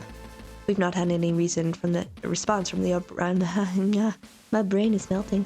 We've not had any response from the O'Brien's transponder, and the normal sensors haven't been able to pick up any of the usual activity from a ship. However, You hear Vanessa tut, "Oh, shut your mouth." And the chief pauses briefly before continuing. That is, Lieutenant Lord and I realized that by using the infrared targeting sensors in fire control, we could pick up the O'Brien itself as if it were debris. We've located it at 43 degrees off the starboard bow at the distance of roughly 300 kilometers. Resolution gets a bit scrappy at that range, but we're not seeing any external signs of activity. I see. Lieutenant Lord, how long until we can dock with them to provide assistance? I think the chief is best equipped to handle that question, ma'am. Chief pauses for a moment. You know the answer to this question, but so should the chief and Vanessa. As the silence drags on, you begin to wonder why neither of them are forthcoming. Chief Cathays. Pause only becomes more loaded as the seconds pass. Whilst you have no idea what's happening here, you can feel the tension between the chief and Vanessa build.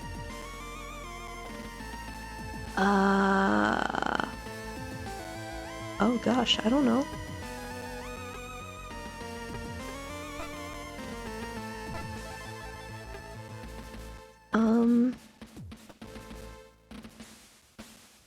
I don't want to speak up if I haven't been called on.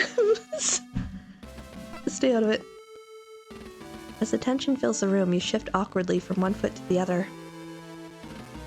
Yeah. Oh, but if it means I can get back Vanessa. Wouldn't surprise you if Vanessa was trying something to get one over on the chief somehow. Thinking of your recent argument, you didn't want to get yourself caught up in her machinations. I don't know. You decide to remain silent, doing your best not to attract any further ire from Vanessa. Chief Cathays, I asked how long until we can dock with them to provide assistance. The chief grits her teeth, then answers hesitantly. We won't be able to, Captain. The engines are still offline. The forced shutdown engaged the safety mechanism which ended the reaction. Because I've been helping... Vanessa, shut your freaking mouth. Vanessa's sharp tut cuts off the chief, who falls silent for a second before carrying on. I haven't had the opportunity to restart them yet. It's a 6-hour process. The captain lets out an exasperated sigh as she hears this information, making no effort to conceal her frustration. Well, madam, you know, maybe if you hadn't been passed out in bed and chugging whiskey, then we could have resolved this faster. Okay? You'd always thought of her as distant or disinterested, but considering her current state, you had to wonder how much of that was her simply working her way through a hangover. I see. The captain stands silent for a moment, keeping her eyes closed and pinching the bridge of her nose with her thumb and forefinger. Suddenly her eyes open and she stands completely upright, assuming a posture you're surprised to see from her that manages to communicate an air of not just authority, but capability. We'll be carrying out a mission as follows. Hey Cece, how's it going? Welcome. We're gunning and dogging. Oh man, we've had a day. Captain was passed out drunk and now has a hangover. We had to go out into space and I thought I was gonna die. It's been very stressful. Also, I kind of hate Vanessa right now. It's been a day. Oh, Captain, I liked her at first. I'm a little annoyed at her because she wasn't there to captain in an emergency situation and I had to deal with everything myself. But that's just the situation we're in. You two hate Vanessa? Excellent. We're turning into the I hate Vanessa cult here. That's the new cult plan for the channel. It's fine, we have the chief on our side. If we have the chief, then nothing else matters. Let's put a salute up to the chief. I trust you, Chief. Alright, let's deal with this. The four of you snap back to attention. Even Hansen seems to take this announcement seriously. As we're not able to reach the O'Brien with the gun dog to provide support, we'll be doing the next best thing. Salute! Ensign Cruz and Lieutenant Farrow will head over in an armored frame to provide assistance. Oh, that's just asking for my PTSD to clock in. Oh no. And I'm gonna be with this guy? Oh God. Maybe he'll walk me through it because we may have bonded when I saved him from the elevator, hopefully. You clench your teeth and your body goes rigid. Not only would this be your second trip into space in the span of a few hours, but you'd be doing it with Hansen for company. Your eyes dart across to Hansen, whose attention remains on the captain. You can't be sure, but you swear you see a flicker of a smile on his face. Don't be like that, okay? I've had enough to deal with today. We'll be working on the assumption that the same issues affecting the Gundog are affecting the O'Brien, so... Lieutenant Farrow will take a portable sub-terminal, locate the captain or second in command, and then utilize their access codes to assist their chief engineer in reactivating the ship. If there are complications, or we're too late, then our second priority will be to obtain the O'Brien's black box. At the very least, we can hopefully gather some information on what's out there that could immediately disable 2 Swift-class ships. Lieutenant Farrow, Ensign Cruz, do you both understand?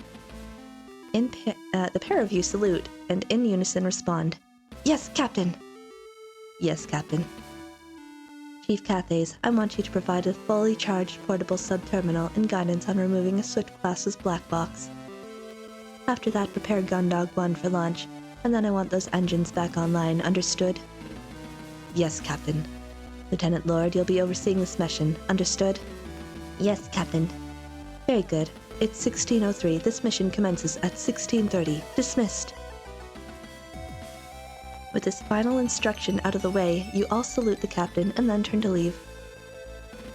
Chief is the first of you to reach the elevators, and she steps into one without waiting for anyone else, pressing the button for her destination and disappearing behind its 2 doors as they hiss shut.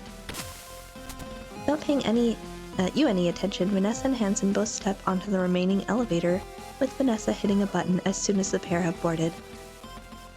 As the doors close, you see her turn to Hansen, cross her arms, and begin to speak, but her words are cut off before you can hear them.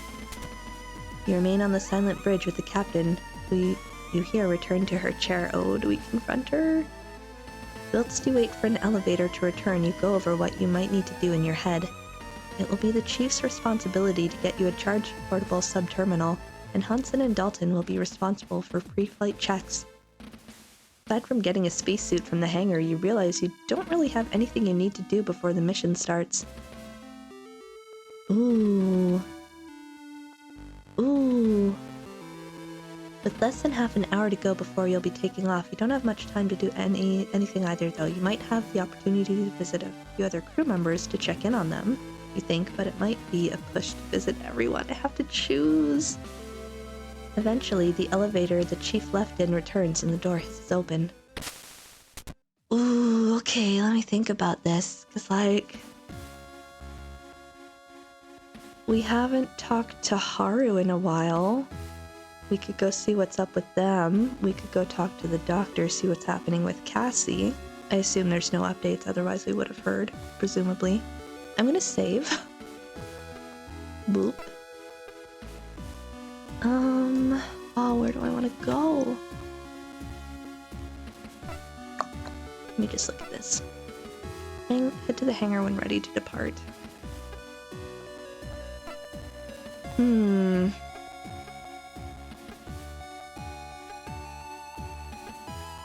would Haru be? I don't want to talk to Chief, but I feel like she's got stuff to do, so... Let's go here. Oh god, you're here. As the elevator doors open, you're immediately confronted by Vanessa standing in front of you, her arms crossed and her foot tapping impatiently. What do you want? Well, it took you long enough, Lieutenant Farrow. You sidestep her. It's like, I don't have time for you. And make your way into the central hub. As you do, she turns to follow you. Leave me alone. My apologies, Lieutenant. I didn't realize I was needed so urgently. Well, I wouldn't go that far, Farrow. Your frustrations with Vanessa had cooled over the past few hours as you'd spent time with Dalton had been carrying out duties that kept you well away from her. But back in her presence, you remembered how tense things had got between you, on the bridge, and over the radio. Lieutenant Lord, I've got a mission to be preparing for. Is there anything I can help you with right now, or can I get going?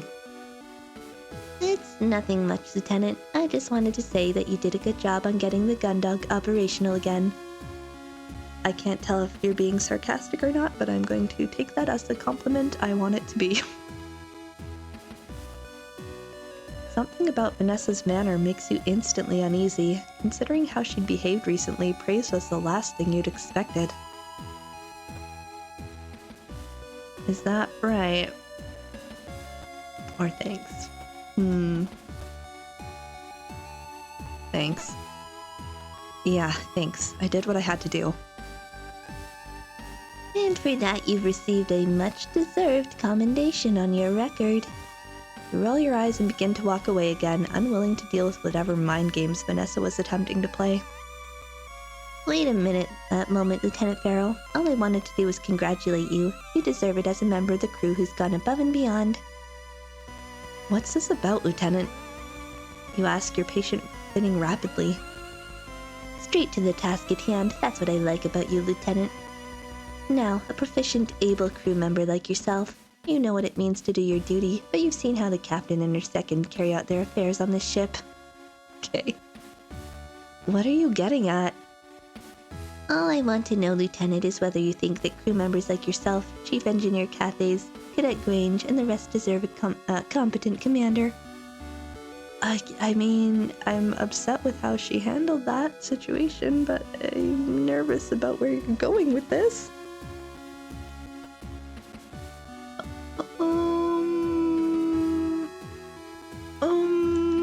I'm scared. Ugh. Maybe. I'm nervous. Maybe. Whilst you'd like to be able to disagree with Vanessa on principle, exactly. That's my struggle. And tell her that the leadership structure in place was doing its job, well, you know that'd be a lie. Although, whilst the captain's indisposition seemed entirely self-inflicted, you knew that Cassie's affliction was beyond her control. There's no way that anyone could have known what would happen to Commander Quinn on the bridge. You answer, avoiding sharing your thoughts about the captain. Captain or Vanessa, oh god. I don't want to make that choice. We both know I'm thinking bigger, Lieutenant. Lieutenant Lord, I really don't have time for this. Based on your recent conduct, Lieutenant, you seem pretty reliable, so I wanted to let you know ahead of time. I'll be keeping a close eye on this mission to see who's capable and who isn't. It's important to know who you can trust to do what needs to be done, after all. That's so ominous, Vanessa, please.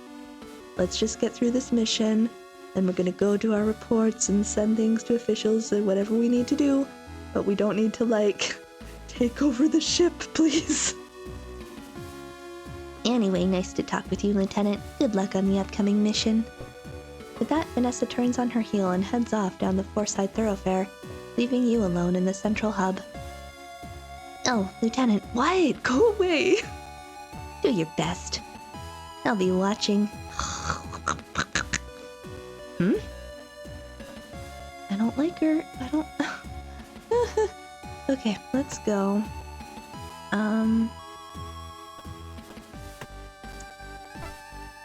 Where my original goal was, the corridor.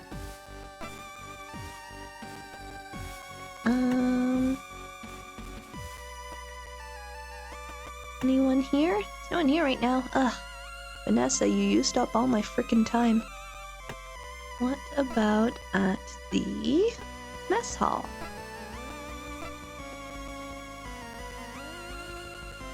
As you walk by the mess hall, you stop to take a look inside. Everything seems to be operating as normal, from the lazy spinning of the extractor fan, to the food vendor cycling through, illuminating its different options. Oh my god, Haru's here! I was looking for you! At the table and facing away from you is Haru.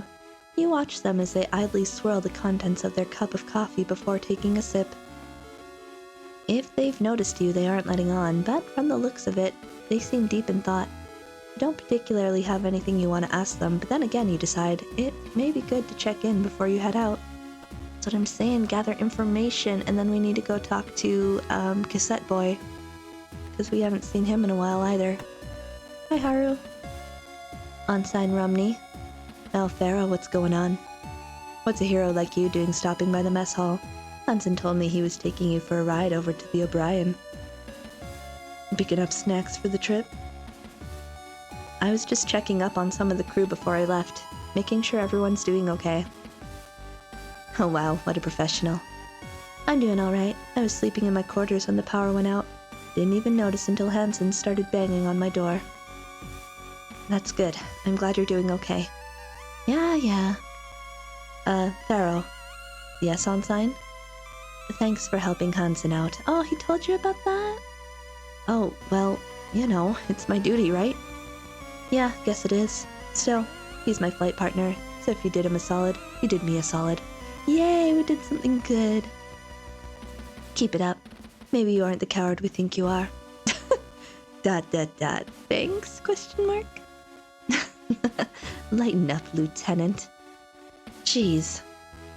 Alright, Ensign, if you're okay, then I'll leave you to it. Don't be like that, Lieutenant. You just need to chill out. I almost froze to death in space. I would like to not chill out, thank you. If you need any help with that, you can stop by my quarters at any time. I have to go. Anyway, okay. Oh, Haru. Alright, where was the pretty spaceness? Was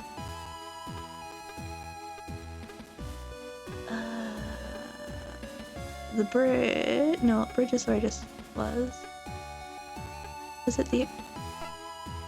No, that's where Dalton is. I'm mixing up my places. Okay.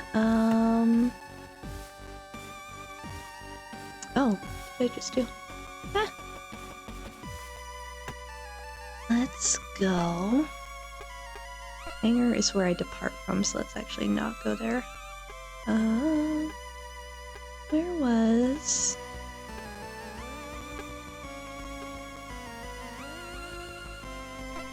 Let's go see if anything's going on here. This is... Okay, it was this one. As the door to fire control slides open, you're met with the familiar sound of tinny music escaping from Dylan's oversized headphones, letting you know that the gunner is at his station. Looking around at all the illuminated screens and flashing readouts, it appears that everything here is back up and running as normal. Although there's so much information on display, you've got no idea if that's a correct assessment. Leaning slightly to catch a glimpse of Dylan, you can see that he's currently zoned out in appreciation of the track he's listening to, oblivious to your presence. Knowing that he would have recently had his personal sanctuary intruded upon by both Lieutenant Lord and the Chief, it feels cruel to disturb him. But your years of being a security officer kick in, and you find it hard to resist the urge to check in. We're gonna, hello, hi. Hey, Dylan? ...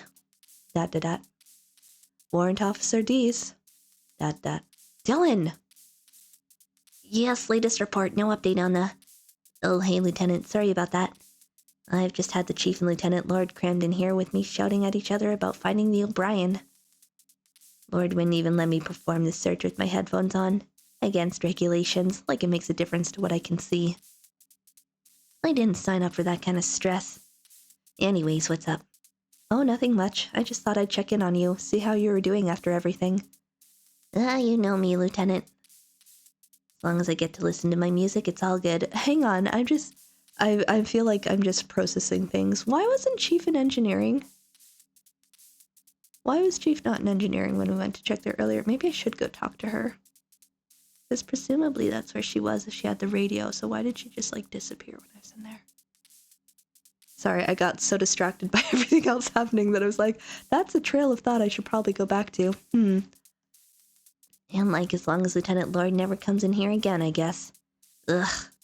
What about you, ma'am? I heard that we've got you to thank for getting the gun dog back on her feet. You doing all right? Ah, yeah, I guess so. I've been too busy with running a sweep of the ship to stop and think about it, really. Well, with needing to do a spacewalk and all, rather you than me, Lieutenant. Closest I want to get to space is seeing it through these monitors. Yeah. Anyway, it's okay with you, Lieutenant. I'm supposed to be keeping an eye on the O'Brien, and I was right in the middle of a gnarly Trish and the Replicant song. Mind if I get back to it? No, no problem. Take it easy, Gunner D's. Thanks, ma'am.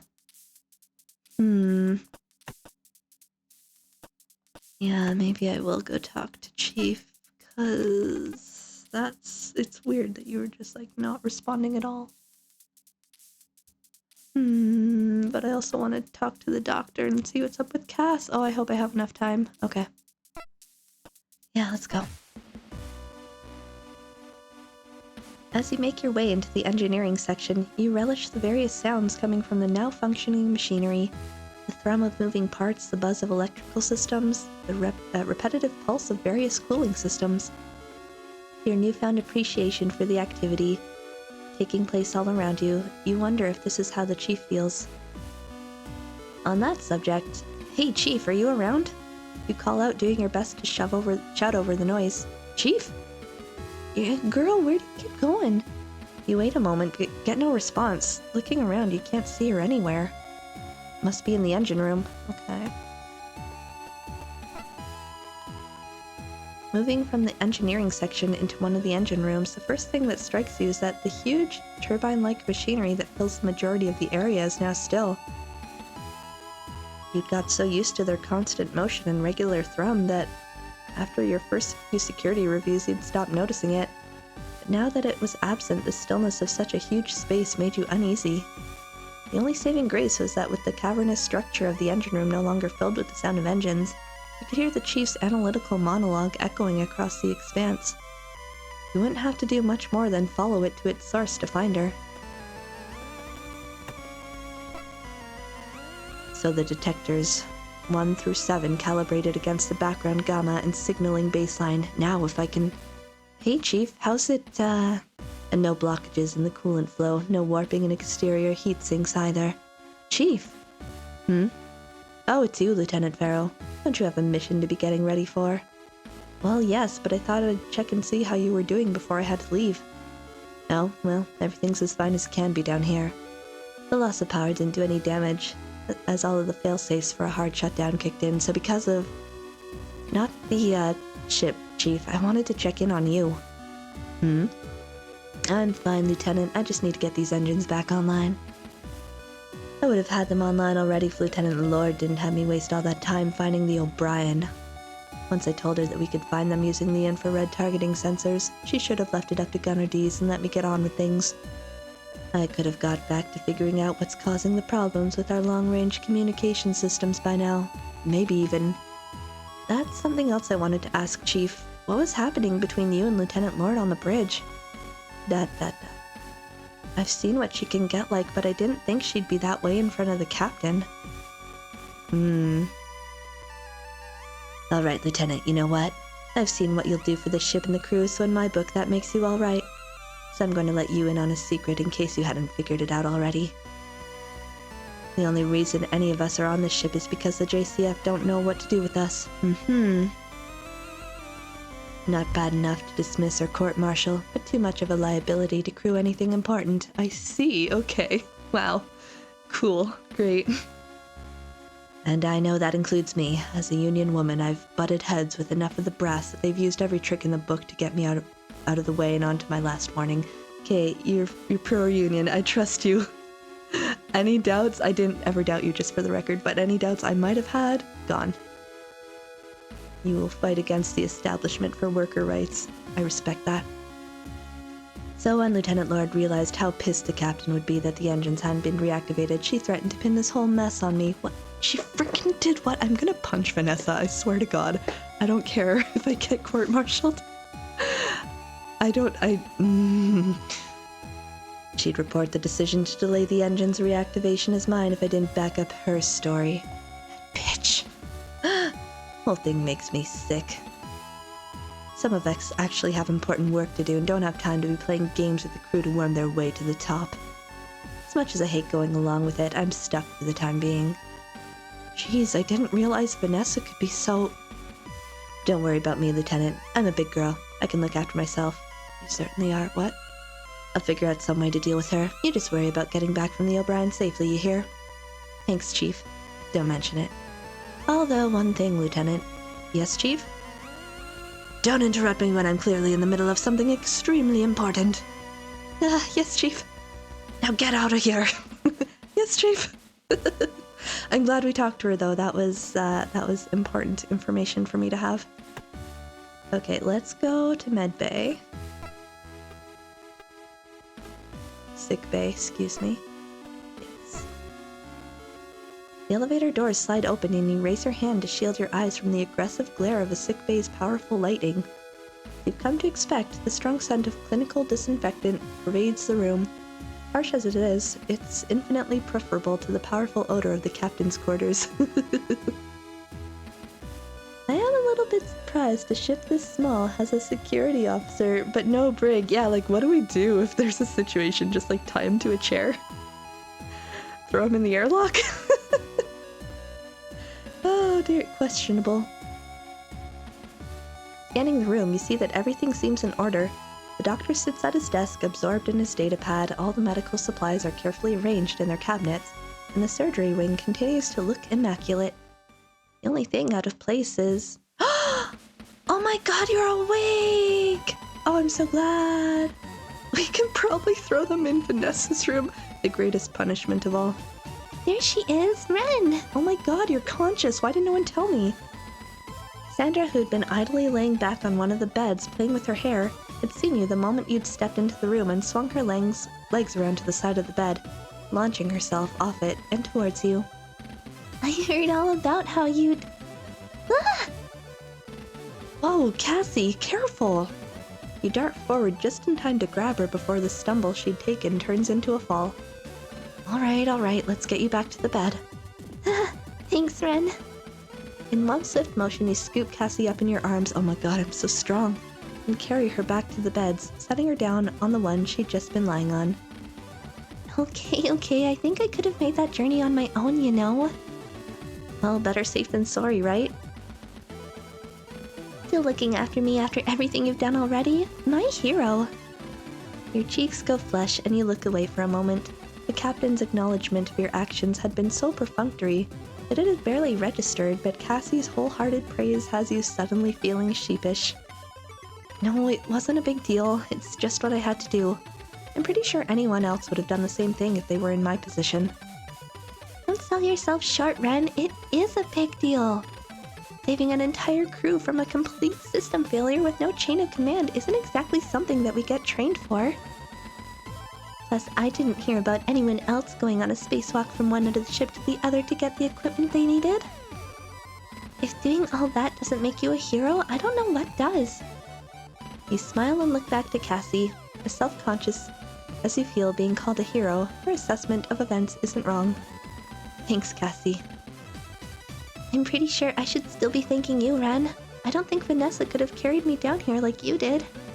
You bite your tongue at Cassie's mention of Vanessa. You had a strong feeling that Vanessa wouldn't have even tried. You push the thought from your mind. You don't have much time with Cassie before your mission is due to begin, and the last thing you want to be doing is thinking about Vanessa. Don't worry about it. How are you doing anyway? Oh, me? I'm doing great. Aren't I, Doc? Although he doesn't look up from his datapad, you see a flicker of recognition on the doctor's face.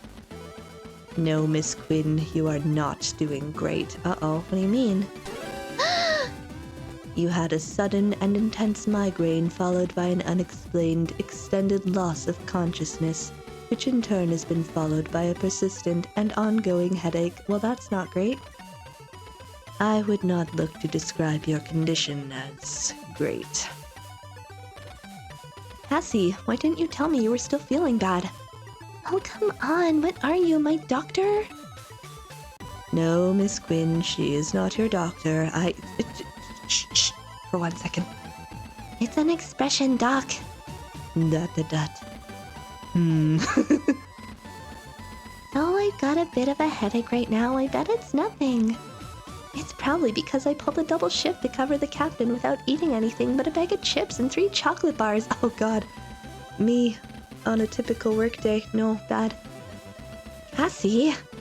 Miss Quinn, you'd advised me you'd be sticking rigorously to the Nutri-Shake schedule I've laid out for... Okay, everyone! Jeez! I know, but here I am. Hydrated and full of electrolytes on doctor's orders. I'm going to be fine. Oh, anyway. How are you doing, Wren? Are you able to finish your shift now that the gun dog's back up and running and you've made sure everything's okay? I have to go on a mission, actually. Well, actually. Not been able to make contact with the O'Brien, so I've been ordered to head over there in an armored frame. Oh no, honey, that seems really... With Hansen. Oh, honey, I'm so sorry. There's not even a so in there, but that's how drastic this situation is. How are you feeling about it? It's fine. Hopefully. I feel like we have an understanding now, begrudgingly. I mean, you mull over the prospect. Traveling in a cramped cockpit with Hansen would have never been your first choice to get to the O'Brien. But then again, it wasn't like there'd be room for you two to come to blows in there. At the most, there'd probably be some uncomfortable conversation. Anything he'd try would probably happen once you get back to the gun dog. It'll probably be fine. I know that if there's one thing he takes seriously, it's his piloting. I don't think he'd start a fight whilst we're sharing the same cockpit or anything. There you go. It won't be too bad then. Besides, once you're on the O'Brien, you can just get to work helping the other crew and ignore him. I hope the other crew is alive. Well, that's the other thing. It looks like whatever happened to the gun dog has happened to the O'Brien. Since we've not been able to identify any activity coming from them, there's a good chance that their crew hasn't made it. Oh no! Yeah. Hey, come on. They may not have got their shit back up and running, but maybe they've got their own savvy chief engineer who has figured out a solution that keeps them all safe. And on top of that, if they're really lucky, they've got their own heroic security officer who's saving the entire crew right now. You're so sweet, Cassie. Optimistic, but sweet. Yeah, you're right. I'm sure it'll be fine. You do your best to match Cassie's enthusiasm, but you hadn't forgotten the chill in the air of the gun dog just before you'd got it back online. One of the first signs that a ship wouldn't be able to sustain its crew for much longer. That had been over 3 hours ago. Hey, Wren! Whatever happens, it'll be alright. You've already done incredible things today, way more than anyone could have ever expected. You're gonna be alright. Thanks, Cassie. Besides, you said you'd book us tickets for the new water park in the Europa cluster. I'm not going to let anything happen that'll stop us from going. Now get out there and nail this mission, Lieutenant Farrow. Yes, ma'am. Cute. Want to talk to the doctor? Lieutenant Farrow, is there something I can help you with? Sorry, Doctor, I didn't realize you were still here. I am not currently needed anywhere else, Lieutenant. Yeah, of course. As you're still here, I assume that you have a medical requirement. Oh no, I was just, Oh, thank you for the stretch. I was ignoring stream elements and I shouldn't do that. Oh. I will stretch out the leggies. I will stretch out the arms. Right, stretch complete, thank you. Just... going. Very good, Lieutenant. I do find him, like, awkwardly endearing. Can we say anything else to you one last time? Hey, what are you still doing here? Don't you have a daring rescue to pull off? Well, I just thought I'd check in one last time before I left, make sure you're really okay. Aw, you sweetie. I'm fine, really. Totally fine. Not fine. I am currently under supervision to assess the extent of and potential causes of any ailment that I may be suffering from. However, my condition is currently stable and does not appear to be life-threatening. Like, disclaimer speak. Although, I can think of something that would speed up my recovery, little smooch. Oh yeah? What? It's nothing, actually. Don't worry about it. No, come on, tell me. No, really, it's fine. Don't worry about it. You focus on getting ready for your mission. Cassie, what was that about? Is this the same? Yeah, just wanted to check.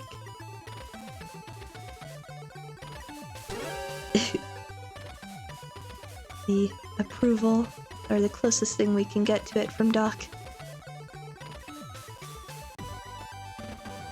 Okay, let's try. I feel like I may have exhausted my time, but let's just see if I can go anywhere else. Hangar is where I need to go. Went there.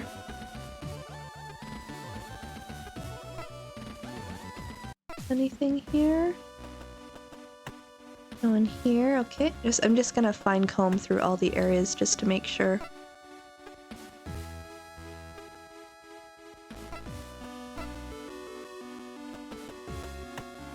One here. Okay. I assume there's nothing here. Okay.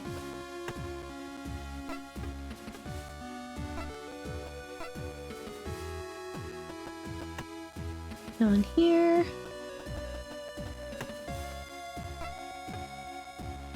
And we already did that armory. I guess we could check there. No one here. Okay. Just wanted to be sure.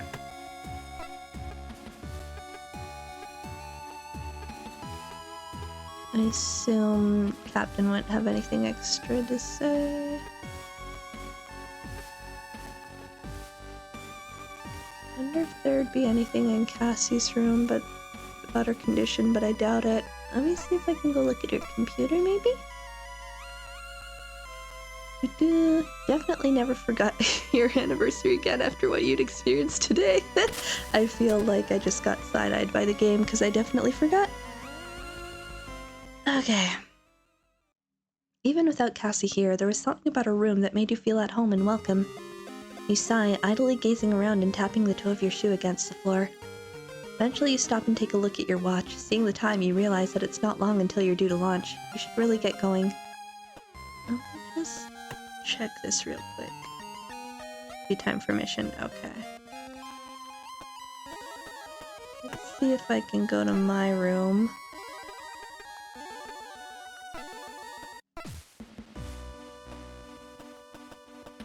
Oop. Yeah, seems like it's all working like it's supposed to. Maybe the central computer always starts up like that. Alright, I'm going to assume that's good. Let's drop a save just in case. I'm gonna do a little bit more, but I'm gonna have to wrap up soonish. That's not where I meant to go at all. Okay, to the hangar. There we go. As the ship's gravity disappears, you slowly float down the final few steps leading into the hangar. Once your almost weightless feet connect with the steel flooring of the catwalk, you kick off it and towards the guardrail, grabbing it before you float past and bringing yourself to a stop. Ahead of you are the typical sights of the hangar, but for the first time since you've boarded the Gundog, its expanse is filled with noise and motion rather than the usual near silence and stillness. You see Dalton floating from one segment of the furthest armored frame to another, clearly in the process of carrying out its pre-flight checks. As he arrives at each new part, he opens an access panel, checks the hidden machinery and mechanisms underneath, and then slams the panel closed, occasionally stopping to take one tool or another from his belt to apply adjustments to the frame's inner workings. Alongside the erratic slamming of panels and whirring of electronic tools coming from Dalton, you also hear the back and forth of bickering between Hansen and Vanessa. Oh god. You watch as Hansen, donning his flight suit, snaps at the lieutenant and then kicks off into the empty space of the hangar, swiftly followed by Vanessa, who does not let up on whatever it is she's trying to discuss. Man, everyone's gonna freaking hate Vanessa by the time we're done. Glancing at your watch, you see that it's almost the scheduled time to depart and start the mission. No use putting it off any longer, I guess.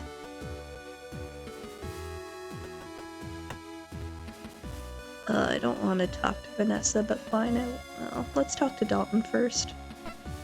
Doing your best not to draw the attention of the squabbling Hansen and Vanessa, you wait until Dalton turns your way and then wave at him, gesturing for him to come over to you once you've caught his attention.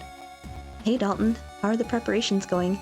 Oh, Lieutenant, preparations are at ease, Cadet. Yes, ma'am. Sorry, ma'am. Don't worry about it. Everything's alright, though? Oh yeah, everything's fine, thanks. It's just that this is the first time I've actually had to prepare an armored frame for a real mission. Every other time has been for a drill or a test or something. It's no different, you just follow the procedures, you're good. I really don't want to screw it up. Hey, take it easy, Cadet. I'm sure you've done a good job. But what if I've done something wrong? Then you and on-sign crews would... Slow down a second, Dalton. Sorry, ma'am. No problem, Cadet. Just take it easy. But tell me, have you ever screwed up any of your armored frame drills before? Well, no. Or any tests? No, I guess not. So why would you think you'd done something wrong this time? Well, I'm sorry. I guess I was just getting a bit nervous. It's alright, Cadet.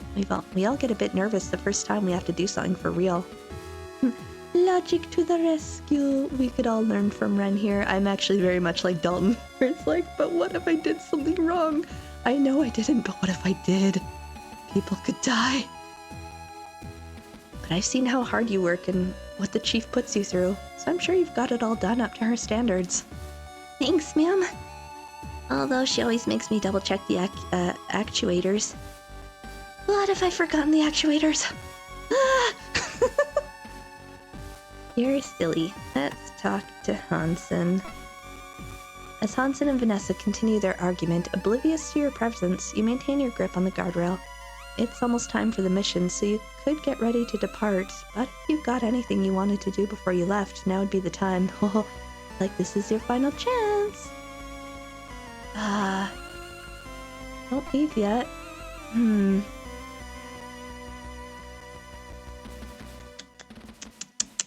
What if I try talking to Vanessa? Do I get the same thing? Oh gosh, that makes me think like I've missed something. Should I go talk to the chief? Hang on. Oh gosh. Also, did I go check out this airlock? I can't remember if I did. No one here. Okay. Shut down.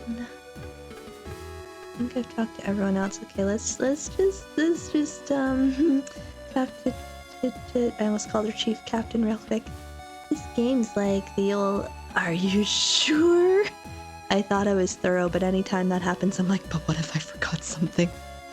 What if I've missed something? I have to come through everything again. I like that we have the reminder, though. Like, whenever there's a point of no return kind of thing in a game, is like, by the way, just so you're aware. Do we confront her? Same reaction, right? I can't help but feel paranoid, just like Dalton. Yes, Lieutenant, can I help you? You thought you'd known what you wanted to ask the Captain, but in the moment you find the words catch in your throat, and you're suddenly unsure of yourself. You've got a lot of questions and not a lot of time. So spicy, I'm nervous. It doesn't help that some of these questions are more dangerous than others. I have a mission to prepare, and you need to be boarding that armored frame with the on-sign crew soon. On-sign crew soon, there was no the in that sentence. If you've got something to say, I suggest you do so quickly. I don't have a lot of time to complete this mission plan, so I can't talk with you for long. Based on the captain's terse response, you decide you should focus on the one thing that's most important to you right now. Oh, man. Oh, man. Oh, no. Okay. Hang on.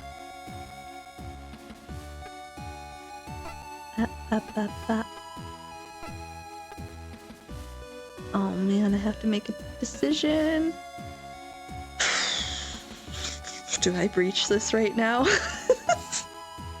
What if I don't get a chance to later?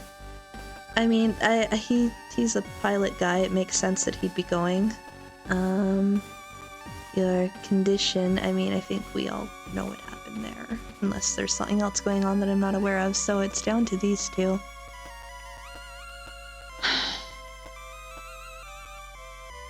I'm just gonna be straightforward about it and cut to the chase, I think. I'm gonna go with this one. Okay. Yeah. Ooh. Did you ask about her condition or something else? He'd not been giving this thought as much attention as some of the other matters that had felt more pressing, but with Cassie in the sickbay, the thought of the Gundog remaining in what could be extremely dangerous territory didn't sit well with you. You did! Ha ha ha! I used my brain. It's regarding our original mission. Based on current events, once we secure the O'Brien, what will our plan be? Oh wait, no, I thought that was like referring back to the other Cal-like mission. Not this mission. Oh shoot, okay, that's not getting at what I wanted. I might reload this, let's just see what she says. Well, Lieutenant, the Gundog's task was to provide backup or support as necessary. So what happens to that plan largely depends on what's happened on board the O'Brien. If the crew are as resourceful as you and are alive and well, our task will be to get the O'Brien operational again. From there we'll do our best to identify the source of whatever happened and alert JCF HQ. Of course, if those on board the O'Brien weren't as fortunate as we were, then the threat posed to a single Swift class would be deemed too great and we'd make our report whilst heading back to more secure territory. Meaning that if everyone on the O'Brien is dead, then our mission is already over. Damn. Why do you ask, Lieutenant? Your stomach sinks as a sudden realization hits you. Once again, the outcome you find yourself hoping for the most is the one where you're kept away from the action by a turn of fate. But for that to happen, it'd need to be like last time.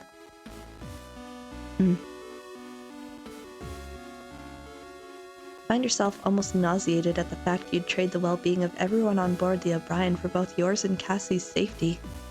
Despite that, you couldn't stop yourself from having that thought. Lieutenant Farrow. Oh, no particular reason, ma'am. Just looking to plan ahead. Very good, Lieutenant. Now, if you wouldn't mind, I've got a mission plan I need to complete. Of course, ma'am. Thank you. With that, you step away from the captain, who resumes inputting information into the control panel. ... Okay, we're gonna drop a save and come back to that. I just want to see what happens if I select the other thing, because that's what I kind of thought I was getting at, just in a differently worded way. Okay. It takes you a moment to work up the confidence to ask the questions as the captain fixes her gaze on you. Eventually, you decide the best approach is simply to be as direct as possible. Yeah, that's what I said. I read the report, Captain. Report, Lieutenant? You draw a deep breath. You'd come this far. There was no sense in turning back now. The report in your desk, ma'am. It was in there alongside the access codes. The captain looks deep in thought, trying to understand what you're talking about when... Oh god. Oh no, she's gonna kill me. That's a terrifying face. The captain's expression takes you completely by surprise, her normal look of lazy indifference instead replaced by a savage glare. You feel a chill down your back as the temperature of the whole room drops. Horrifying. What were you doing reading that report? The captain asks through clenched teeth. It was in amongst the access codes and fell out, and then my eyeballs just happened to glance through it. It just happened. You had no business reading it. With respect, Captain, that report, Lieutenant Farrow, is not just restricted, it is personal and has nothing to do with you. Actually, it does, ma'am. This assertion from the captain strikes you like a slap to the face, and you feel an intense anger flow through you. Nothing to do with you? With respect, Captain, that report has everything to do with me. I was part of the Calyx armored frame flight, and so was Hansen. You see the captain's brow furrow as she continues to glare at you. Eventually, she stands up from her chair and walks to the far side of the bridge. The captain's silence drags on, unbearable now that you're finally at this moment. I just want to know why, Captain. What happened? Why did you send those ships forward? Lieutenant, we've all made mistakes. I feel like you make a lot of mistakes, ma'am. I'm just saying. Her use of the word mistake makes you want to scream, as if that could explain what you'd done. The phrasing makes you inarticulate with rage as you try to interject, but find yourself lost for words. Now, you have an armored frame to be boarding, and I have a mission to complete planning. Unless you want to make a mistake of your own, I recommend you prepare for your upcoming mission. Now is not the time, Lieutenant. Captain! Dismissed, Lieutenant. God, I want to punch her. No, we must reserve our rage for Vanessa. Your fists clenched and mind racing, you stand in silence with the captain meeting your glare with a cold and composed stare. Despite the rage you feel churning through your entire body, you find yourself barely able to move, let alone respond. With an exasperated yell, you turn away from the captain and head to the elevator, stepping inside and punching the button to send you to the central hub. Oh gosh, I don't know if I should keep this one or go back to my other save, because that didn't give me any information, but she said not right now, so maybe later we'll talk about it. And I want answers, so maybe I'll keep the save. Oh gosh, I'm stressed. You turn back just as the doors close. The captain's cool gaze still locked on you. I feel like she's gonna abandon me in space. Now that I know.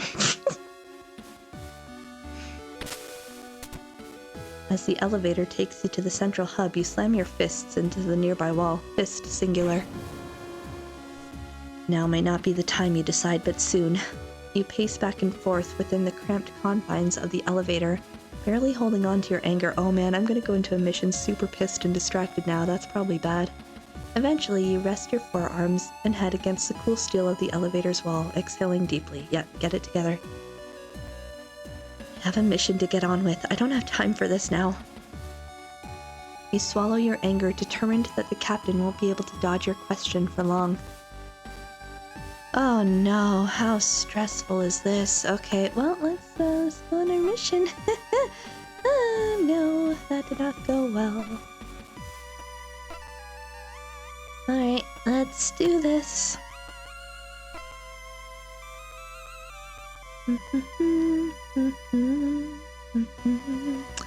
Let's depart.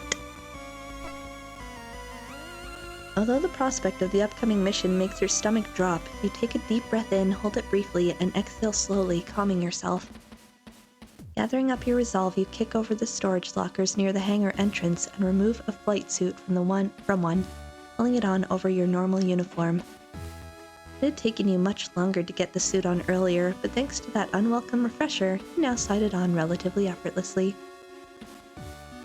After closing the clasps on the last of the suit's seals, you take the helmet from the locker and tuck it under your arm, turning back to face the main hangar. Hansen and Vanessa's bickering doesn't seem like it will end anytime soon, so with a weary exhalation, you float forward, vault over the guardrail, and kick off it, sending yourself toward Hansen's armored frame. Lieutenant Farrow reporting for duty. You announce loudly as you grab onto the shoulder of the armored frame.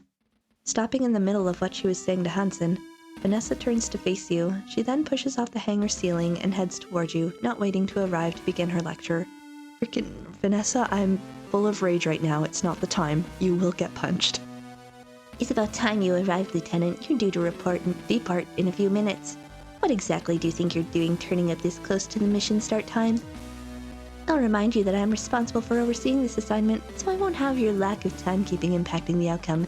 Now, if... Before she can get much further into her tirade, Vanessa is cut off by Hansen, who floats in between the two of you and into the open cockpit of the Juno. Thank you. Ensign crew's ready for departure, he states lazily before disappearing into the armored frame, taking Vanessa's attention away from you and back towards him. I feel like that was a gesture. Thank you. And don't forget, Ensign, I'm counting on you. Vanessa calls into the cockpit. If Hansen answers, you don't hear it. Well then, Lieutenant, have you got everything you need for the mission? I don't see you carrying a PST or a guide from the Chief on removing the O'Brien black box, didn't you? Hey, Lieutenant. The Chief's loud call comes from the hangar entrance, and you see her heading towards you with a large off-white object under her one arm and a manila folder in her hand. As she's halfway across, she launches the object at you. Okay. Although you manage to grab it with your free hand, its momentum pushes you back into the armored frame, and you hit it with more force than you'd expect. Takes you a second to recover, but once you do, you realize that the Chief's just pitched a briefcase-sized portable computer at you. The PST. That is very on-brand. You got a portable sub-terminal! By the time you're able to find its handle and get a grip on it, the Chief arrives at the Juno and holds onto the machine. I had to grab the one you'd left in engineering. I've charged it up. These devices get pretty thirsty, so it took a while. And here's instructions for removing the black box. The O'Brien's are swift like the gun dog, so there shouldn't be any difference in procedure, as long as you follow this to the letter. Ahem. Ignoring Vanessa, Glory, the Chief proffers a manila folder containing a few sheets of paper. Rearranging your hold on the helmet, the PST, and your grip on the armored frame, you just about managed to take the folder from her. You got the black box guide. Ahem. You glance back to Vanessa, who hovers behind you, an increasingly deep scowl forming on her face. Before you have the opportunity to acknowledge the Lieutenant, the Chief lays a hand heavily on your shoulder, returning your attention to her and almost making you drop the folder. Don't forget, Lieutenant, the PST needs access verification to open doors, so your ID won't work on the O'Brien because you've not been assigned to it. You'll need to use the ID of one of the O'Brien's crew to get anything working. Oh, right. Oh, that's not her anymore. Oh, right. Thanks for the heads up, Chief. If that's the case, would you mind hanging on to these until I get back? Sure thing, Lieutenant. Anyway, I've got engines to be reactivating. Although I've already queued up the startup reaction, so now Chief Engineer Cathays? Right, we've both got things to be getting on with. Good luck out there, Lieutenant. With a final pat on your shoulder, the Chief launches herself off the armored frame and back towards the hangar entrance. Chief Engineer Cathays! Vanessa yells, whilst using you to pull herself forwards. Her lower lip quivering with anger as she watches the Chief pass over the guardrail and towards the stairwell leading out of the hangar. You don't like being ignored, but you deserve it. Although she remains silent, you can see the rage building in Vanessa, her slight frame seeming as if it could explode at any second. As subtly as possible, you attempt to make your way to the Juno's cockpit without attracting her attention. You've already noticed that Dalton has disappeared from view, and you hope to achieve the same thing before the Lieutenant can direct her scorn at you. Unfortunately, we almost made it. As you lower yourself into the Juno's cockpit, the casing of the PST strikes the armored frame surface, resulting in a loud clang that reverberates through the empty space of the hangar. Going somewhere, Lieutenant? Yep, bye. Your mind races as you try to come up with a good way to extricate your way from the situation. The concept of getting into another fight with Vanessa right now is somehow even worse than the thought of sharing a cramped cockpit with Hansen. Lieutenant Farrow heading out. Good luck with commanding the mission, ma'am. You announce, throwing the best salute you can manage considering how full your hands are. Get out of here, Lieutenant. Vanessa hisses, turning her back to you and launching herself off the armored frame and towards the hangar entrance. What a pain in the ass. Watching her float away, you breathe a sigh of relief, thankful that you managed to avoid another conflict with her. Turning toward the cockpit Turning towards the cockpit entrance, you make your way inside, pulling the lever that closes the hatch behind you. With the hatch closed, all you can hear is the gentle hum of the frame's subsystems. Once inside, your eyes quickly adjust to the low light, the only sources of illuminations being the occasional backlit dial or readout. You pause for a moment and grit your teeth.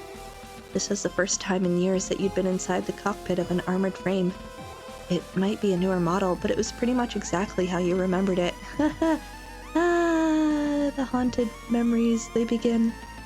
Snapping back to the present, you do your best to head off the thoughts that will follow your reminiscing by taking a look around the cockpit to see where you would be sitting. Although the majority of a Juno's cockpit is taken up by the pilot's seat, which sits in the center, mounted on a series of shock absorbers, there is space on either side which allows for the addition of a temporary passenger seat to be mounted on the pilot's. Sure enough, Dalton has attached this fixture onto the right-hand side of the seat currently occupied by Hansen. You stash the PST and the file the chief gave you at the rear of the cockpit. Once they're out of your hands, you pull on your helmet, fastening your suit's final seals, and then strapping yourself into the passenger seat. Whilst you do at the buckles, you look across at Hansen, who you realize hasn't said a single thing since you entered the cockpit. You'd been too preoccupied with getting away from Vanessa to notice, but now that you're actually paying attention to the ensign, you see that his chest is rapidly rising and falling with every breath. Oh god, don't tell me we both have PTSD. Oh no. On top of that, his hands both grasp the flight sticks. Squeeze them tightly and release them, a motion he repeats over and over. Despite the fact you're looking right at him, he hasn't noticed you. Instead, his focus seems purely on the monitor in front of him. Hey, ensign crews. Are you, okay? There's a slight delay, but a second after you ask, Hansen releases his grip on the flight sticks and turns to face you. The intense expression he just had suddenly replaced by his normal countenance. Yep, we're both traumatized. This can only go well. What? I was just asking if you were okay. Of course I'm okay. What are you talking about? We're not all cowards like you who can't even launch an AF. Take a deep breath in and exhale slowly as you look away. You weren't sure what you'd been expecting, but at least Hansen seemed like his normal self. Thankfully, any follow-up from him is cut off by Vanessa's face appearing on the comm screen and her voice on the frame's speakers. Can we just put like a little sticky note over that top right corner? No for specific reason, just I feel like it's more important to see than whatever's happening up there. Gundog 1, this is Lieutenant Lord. It's 16:30 Jovian Standard and the mission has begun. Please confirm you're ready for launch. Copy that, Lieutenant Lord. This is Ensign Cruz and Gundog 1. All systems ready for launch and waiting on authorization. Understood. Authority granted. Stand by whilst you're transported for takeoff. Although the Juner's monitors haven't turned on yet, you can tell that the reverberations you feel are coming from it and being lowered from the hangar and out of the underside of the ship. Activating all systems. Now. All at once, the monitors come to life, illuminating you and Hansen with their glow. Gundog 1, ready. Gundog 1, releasing restraints. Here we go. Gundog 1, launching. Once the armored frame is free of its restraints, Hansen slams the flight sticks forward in unison, sending the Juno hurtling away from the Gundog and causing it to shake with the acceleration. As the cockpit shudders, you unconsciously grab onto the straps keeping you in the passenger seat and squeeze them tightly. The frame continuing to accelerate, you do your best to keep a neutral expression, but despite this, Hansen looks across to you and notices your grim appearance. What's the matter, Lieutenant? Feeling flight sick already? No, I'm fine. You lie. Sure, just sit back and watch how a real pilot handles an AF.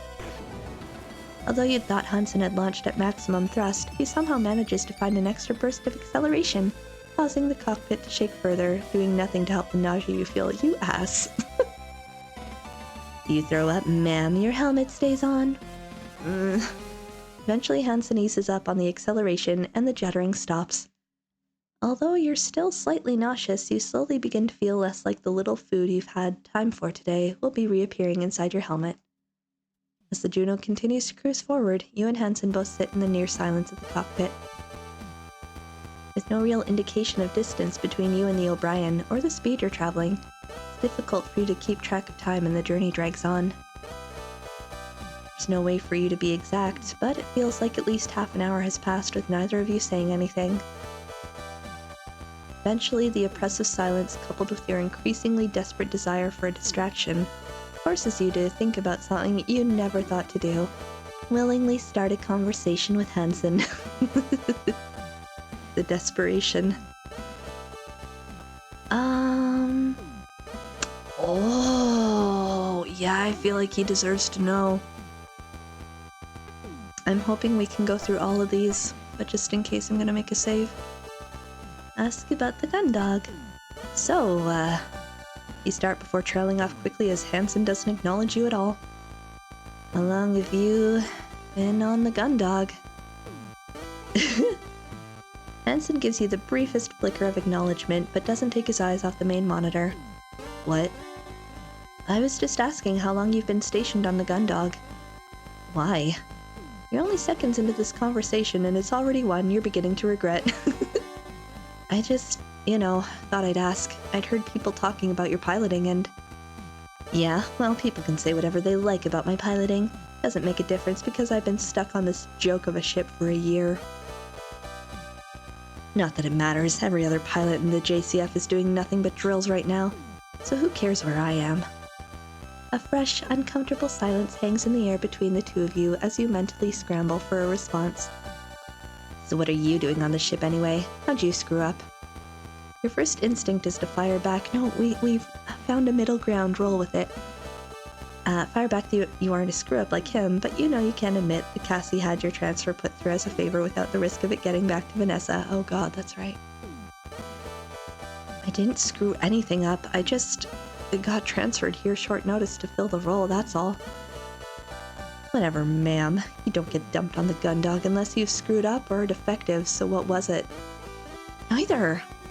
Yeah, sure. Ask about Haru. What about, Haru? How long have you known Haru? What are you asking? I'm just asking how long you've known Haru. Why? Are you into them?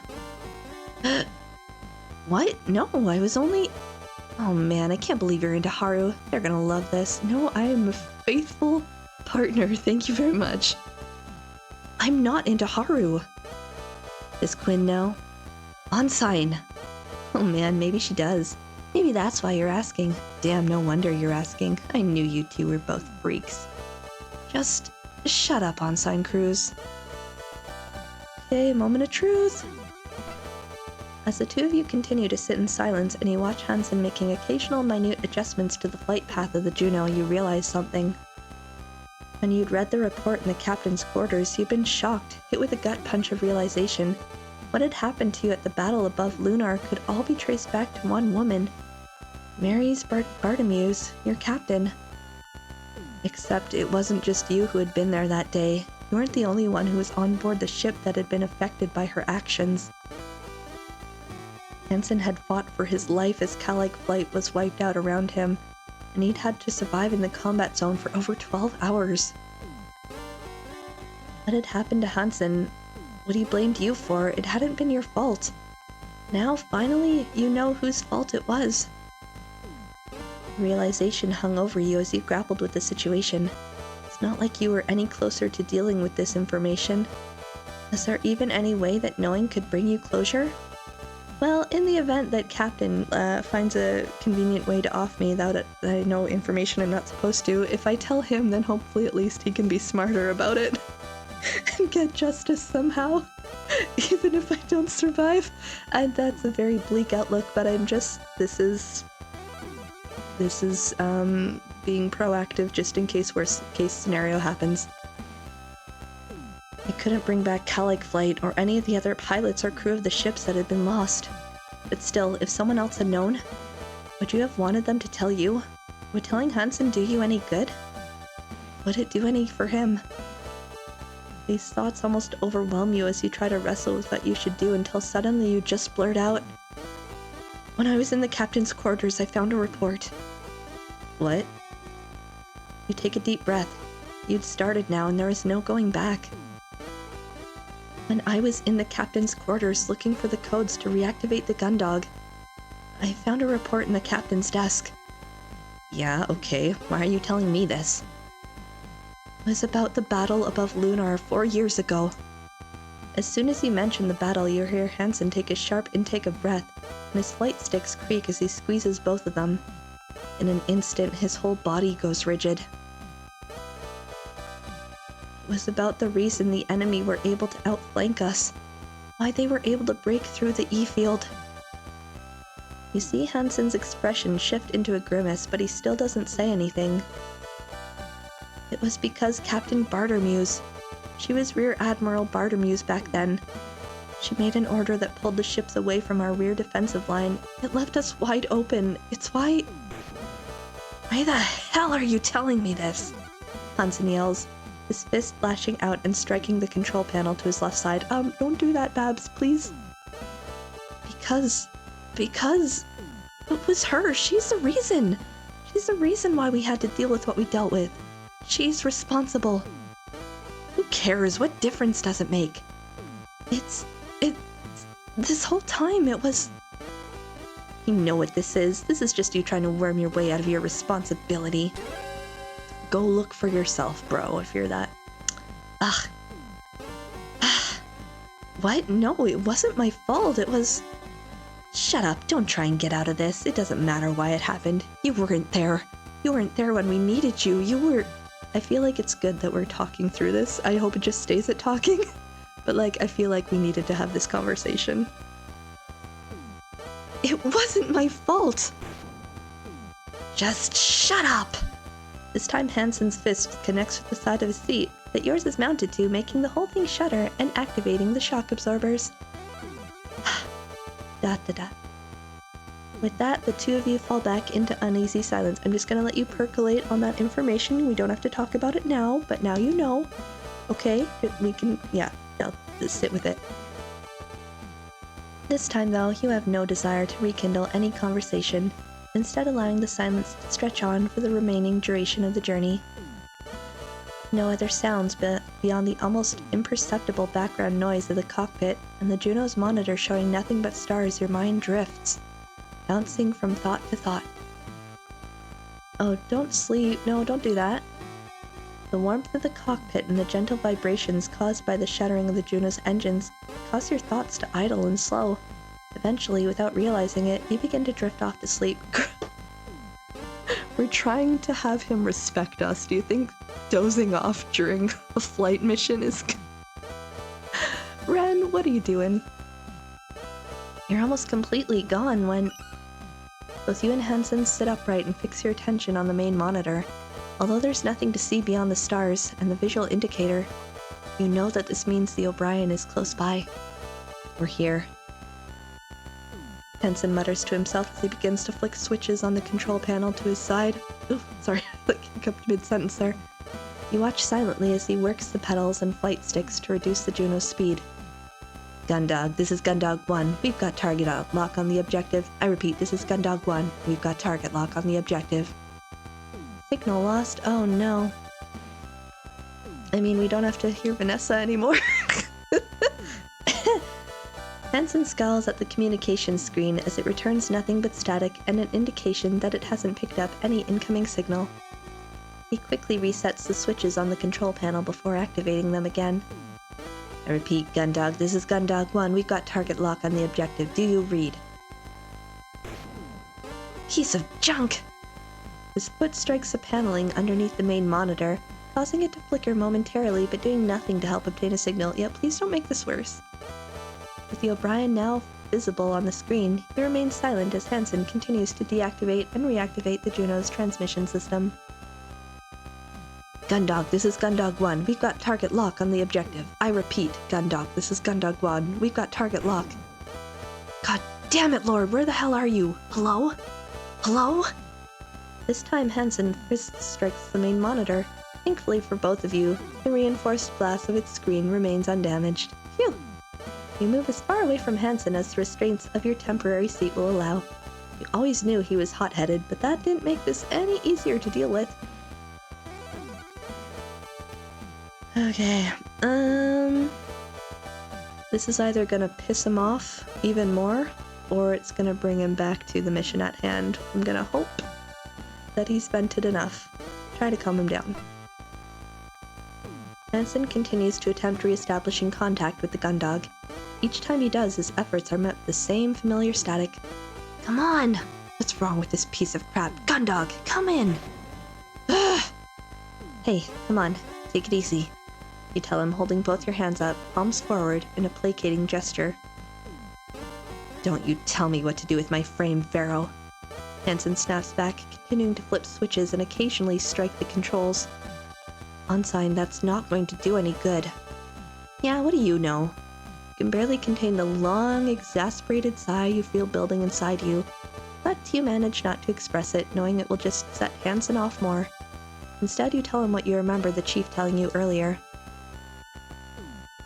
Before all this started, the chief said she was having problems with the long-range communications system. It's causing issues with our transmissions to the O'Brien as well as the targeting systems. It's probably not fixed yet. Might have even been made worse when the power went out. So what, we're out here with no mission control? Well, thank you for voicing that in specific words that I did not want to acknowledge psychologically yet, but yes. You pause, crossing your arms and shrugging. I guess so. Yeah, of course, can't expect anything to go to plan when that ship's involved. This is Gundog 1, in case anyone out there can actually hear us. We're approaching the JFS O'Brien. We're carrying out the visual inspection of the O'Brien now. With the O'Brien now close enough for you to actually make out its finer details, Hansen decelerates the frame, bringing it to nearly a complete stop. Deftly adjusting the Juno's orientation, he then begins to circle the Swift-class ship, and the two of you focus on the monitor, trying to identify anything out of the ordinary on the O'Brien before you get closer. Wait a second, is that? You point to the O'Brien's main airlock, and Hansen quickly sets a camera to zoom in on it. Wide open. Oh, that's no, I thought I was still inwardly narrating my thoughts. Wide open. Looks like someone's tried the same stunt as you. A stunt that I successfully pulled off, I would like to point out. No, that's not it. I closed the secondary airlock door behind me. Both of these are open, which means, oh god, that's bad. No, that's really bad. The ship must be completely depressurized. Oh no, they're all dead, aren't they? Yeah, if this happened when the power was off, none of the emergency bulkheads would have been able to close.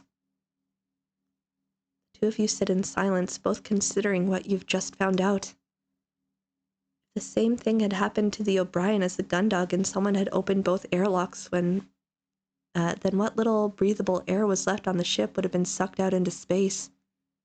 Curse you, void of space! We've still got a mission to do. Come on. You nod silently in agreement as Hansen, apparently sobered by that realization, moves the armored frame towards the airlock. Well, that's hella depressing. This isn't necessarily the end, you think. If some of the crew were lucky, they might have been able to get their spacesuits on before they ran out of air. They'd be running low on oxygen by now, but... This is Gundog 1, docking with the O'Brien. Now only meters away from the other ship, Hansen brings the Juno to a complete stop and with a surprising amount of delicacy has it reach out with one arm, grabbing hold of a protrusion from the ship and anchoring itself. Damn, that's so sobering. All right, let's go. In a well-practiced motion, Hansen releases himself from his seat's harness, moves forward, and grabs the lever to open the cockpit's hatch. As soon as it's open, you feel the rush of the cockpit's air escaping. Meanwhile, Hansen pulls himself out and steps into the airlock. Having a slightly harder time with the straps of your harness, it takes you a few moments longer to release yourself. Once free, you gather up the PST and the instructions the chief had given you before making your own way out of the Juno. Oh, damn. I have to stop, but I'm just trying to find a good place to stop. That's such a depressing place to stop, though. High-risk zone, indeed. The two of you tentatively make your way from the airlock itself through to the room beyond. Although nothing is obviously broken or wrong, The fact you're standing in an area identical to the one on the gun dock but open to space and completely uninhabitable sends a shiver down your spine. Imagine finding a good place to stop in this game. I know, just, the mystery, the drama, it calls to me.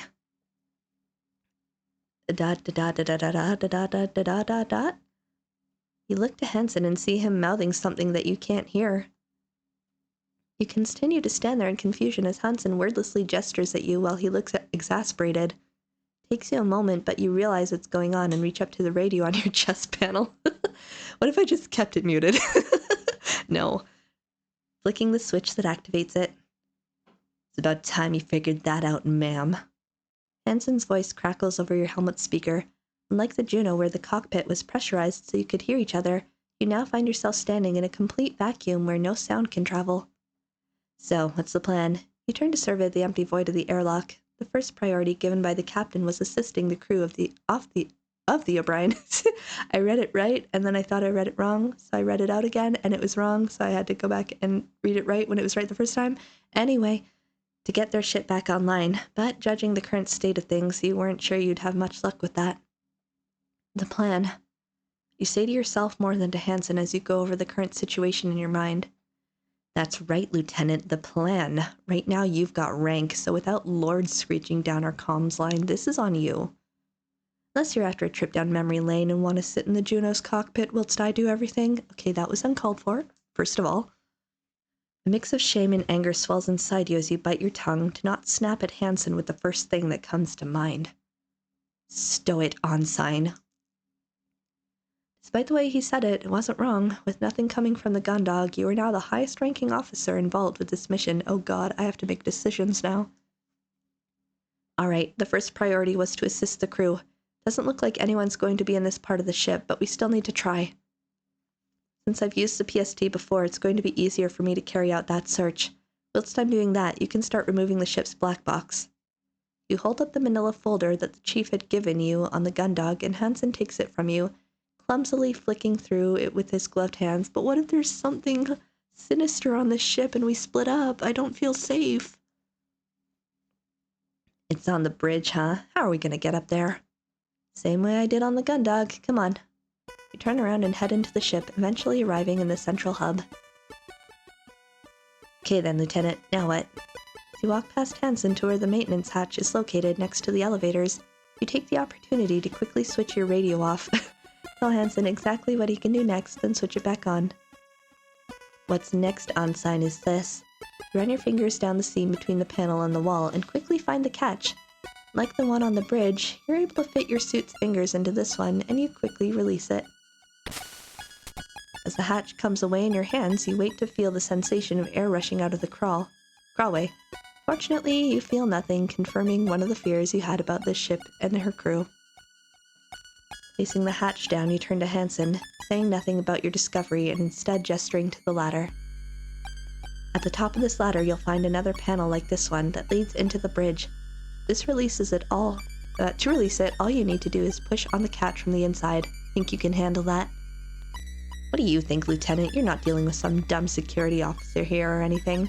Let a pilot show you how it's done. With a swagger that's only exaggerated by the bulk of his suit, Hansen strides past you, steps into the access tunnel, and heads up the ladder. You take the opportunity to turn your radio off again and tell him what you really think about pilots. Once you're done, you switch it back on in case he sends you any transmissions. Now that you've set him to work, it's up to you to try and find any survivors of the O'Brien's crew and use their help to get this ship back online. You look around the empty central hub. Same silence that previously filled the gun dog now filling your helmet.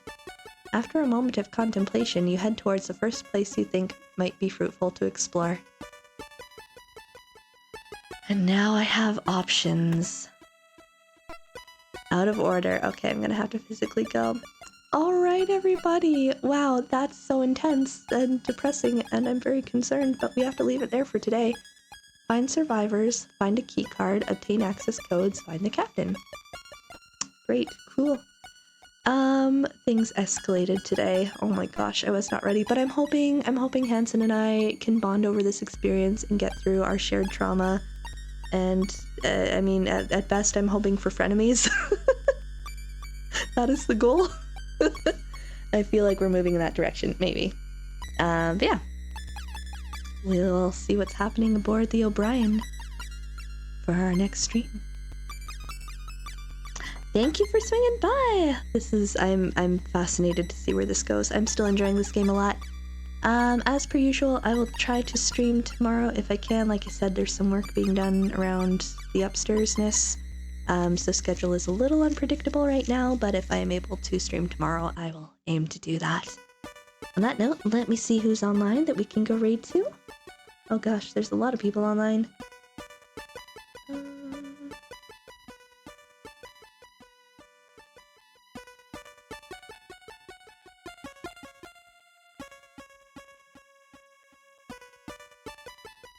Got Rebirth.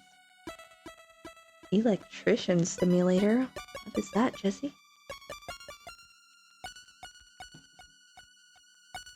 I'm just gonna pop on and see where she's at, how long she's been on. Who else have we got? Oh wait, Colleen's on. We can say hi to Colleen. Yeah, you know what? I'm gonna do that because I haven't been over there in a bit. Colleen is playing some Yakuza. An hour 14, yeah, we should be good. Right, well, if anyone is able to join the raid, I'll pop in some messages there. Colleen Masters.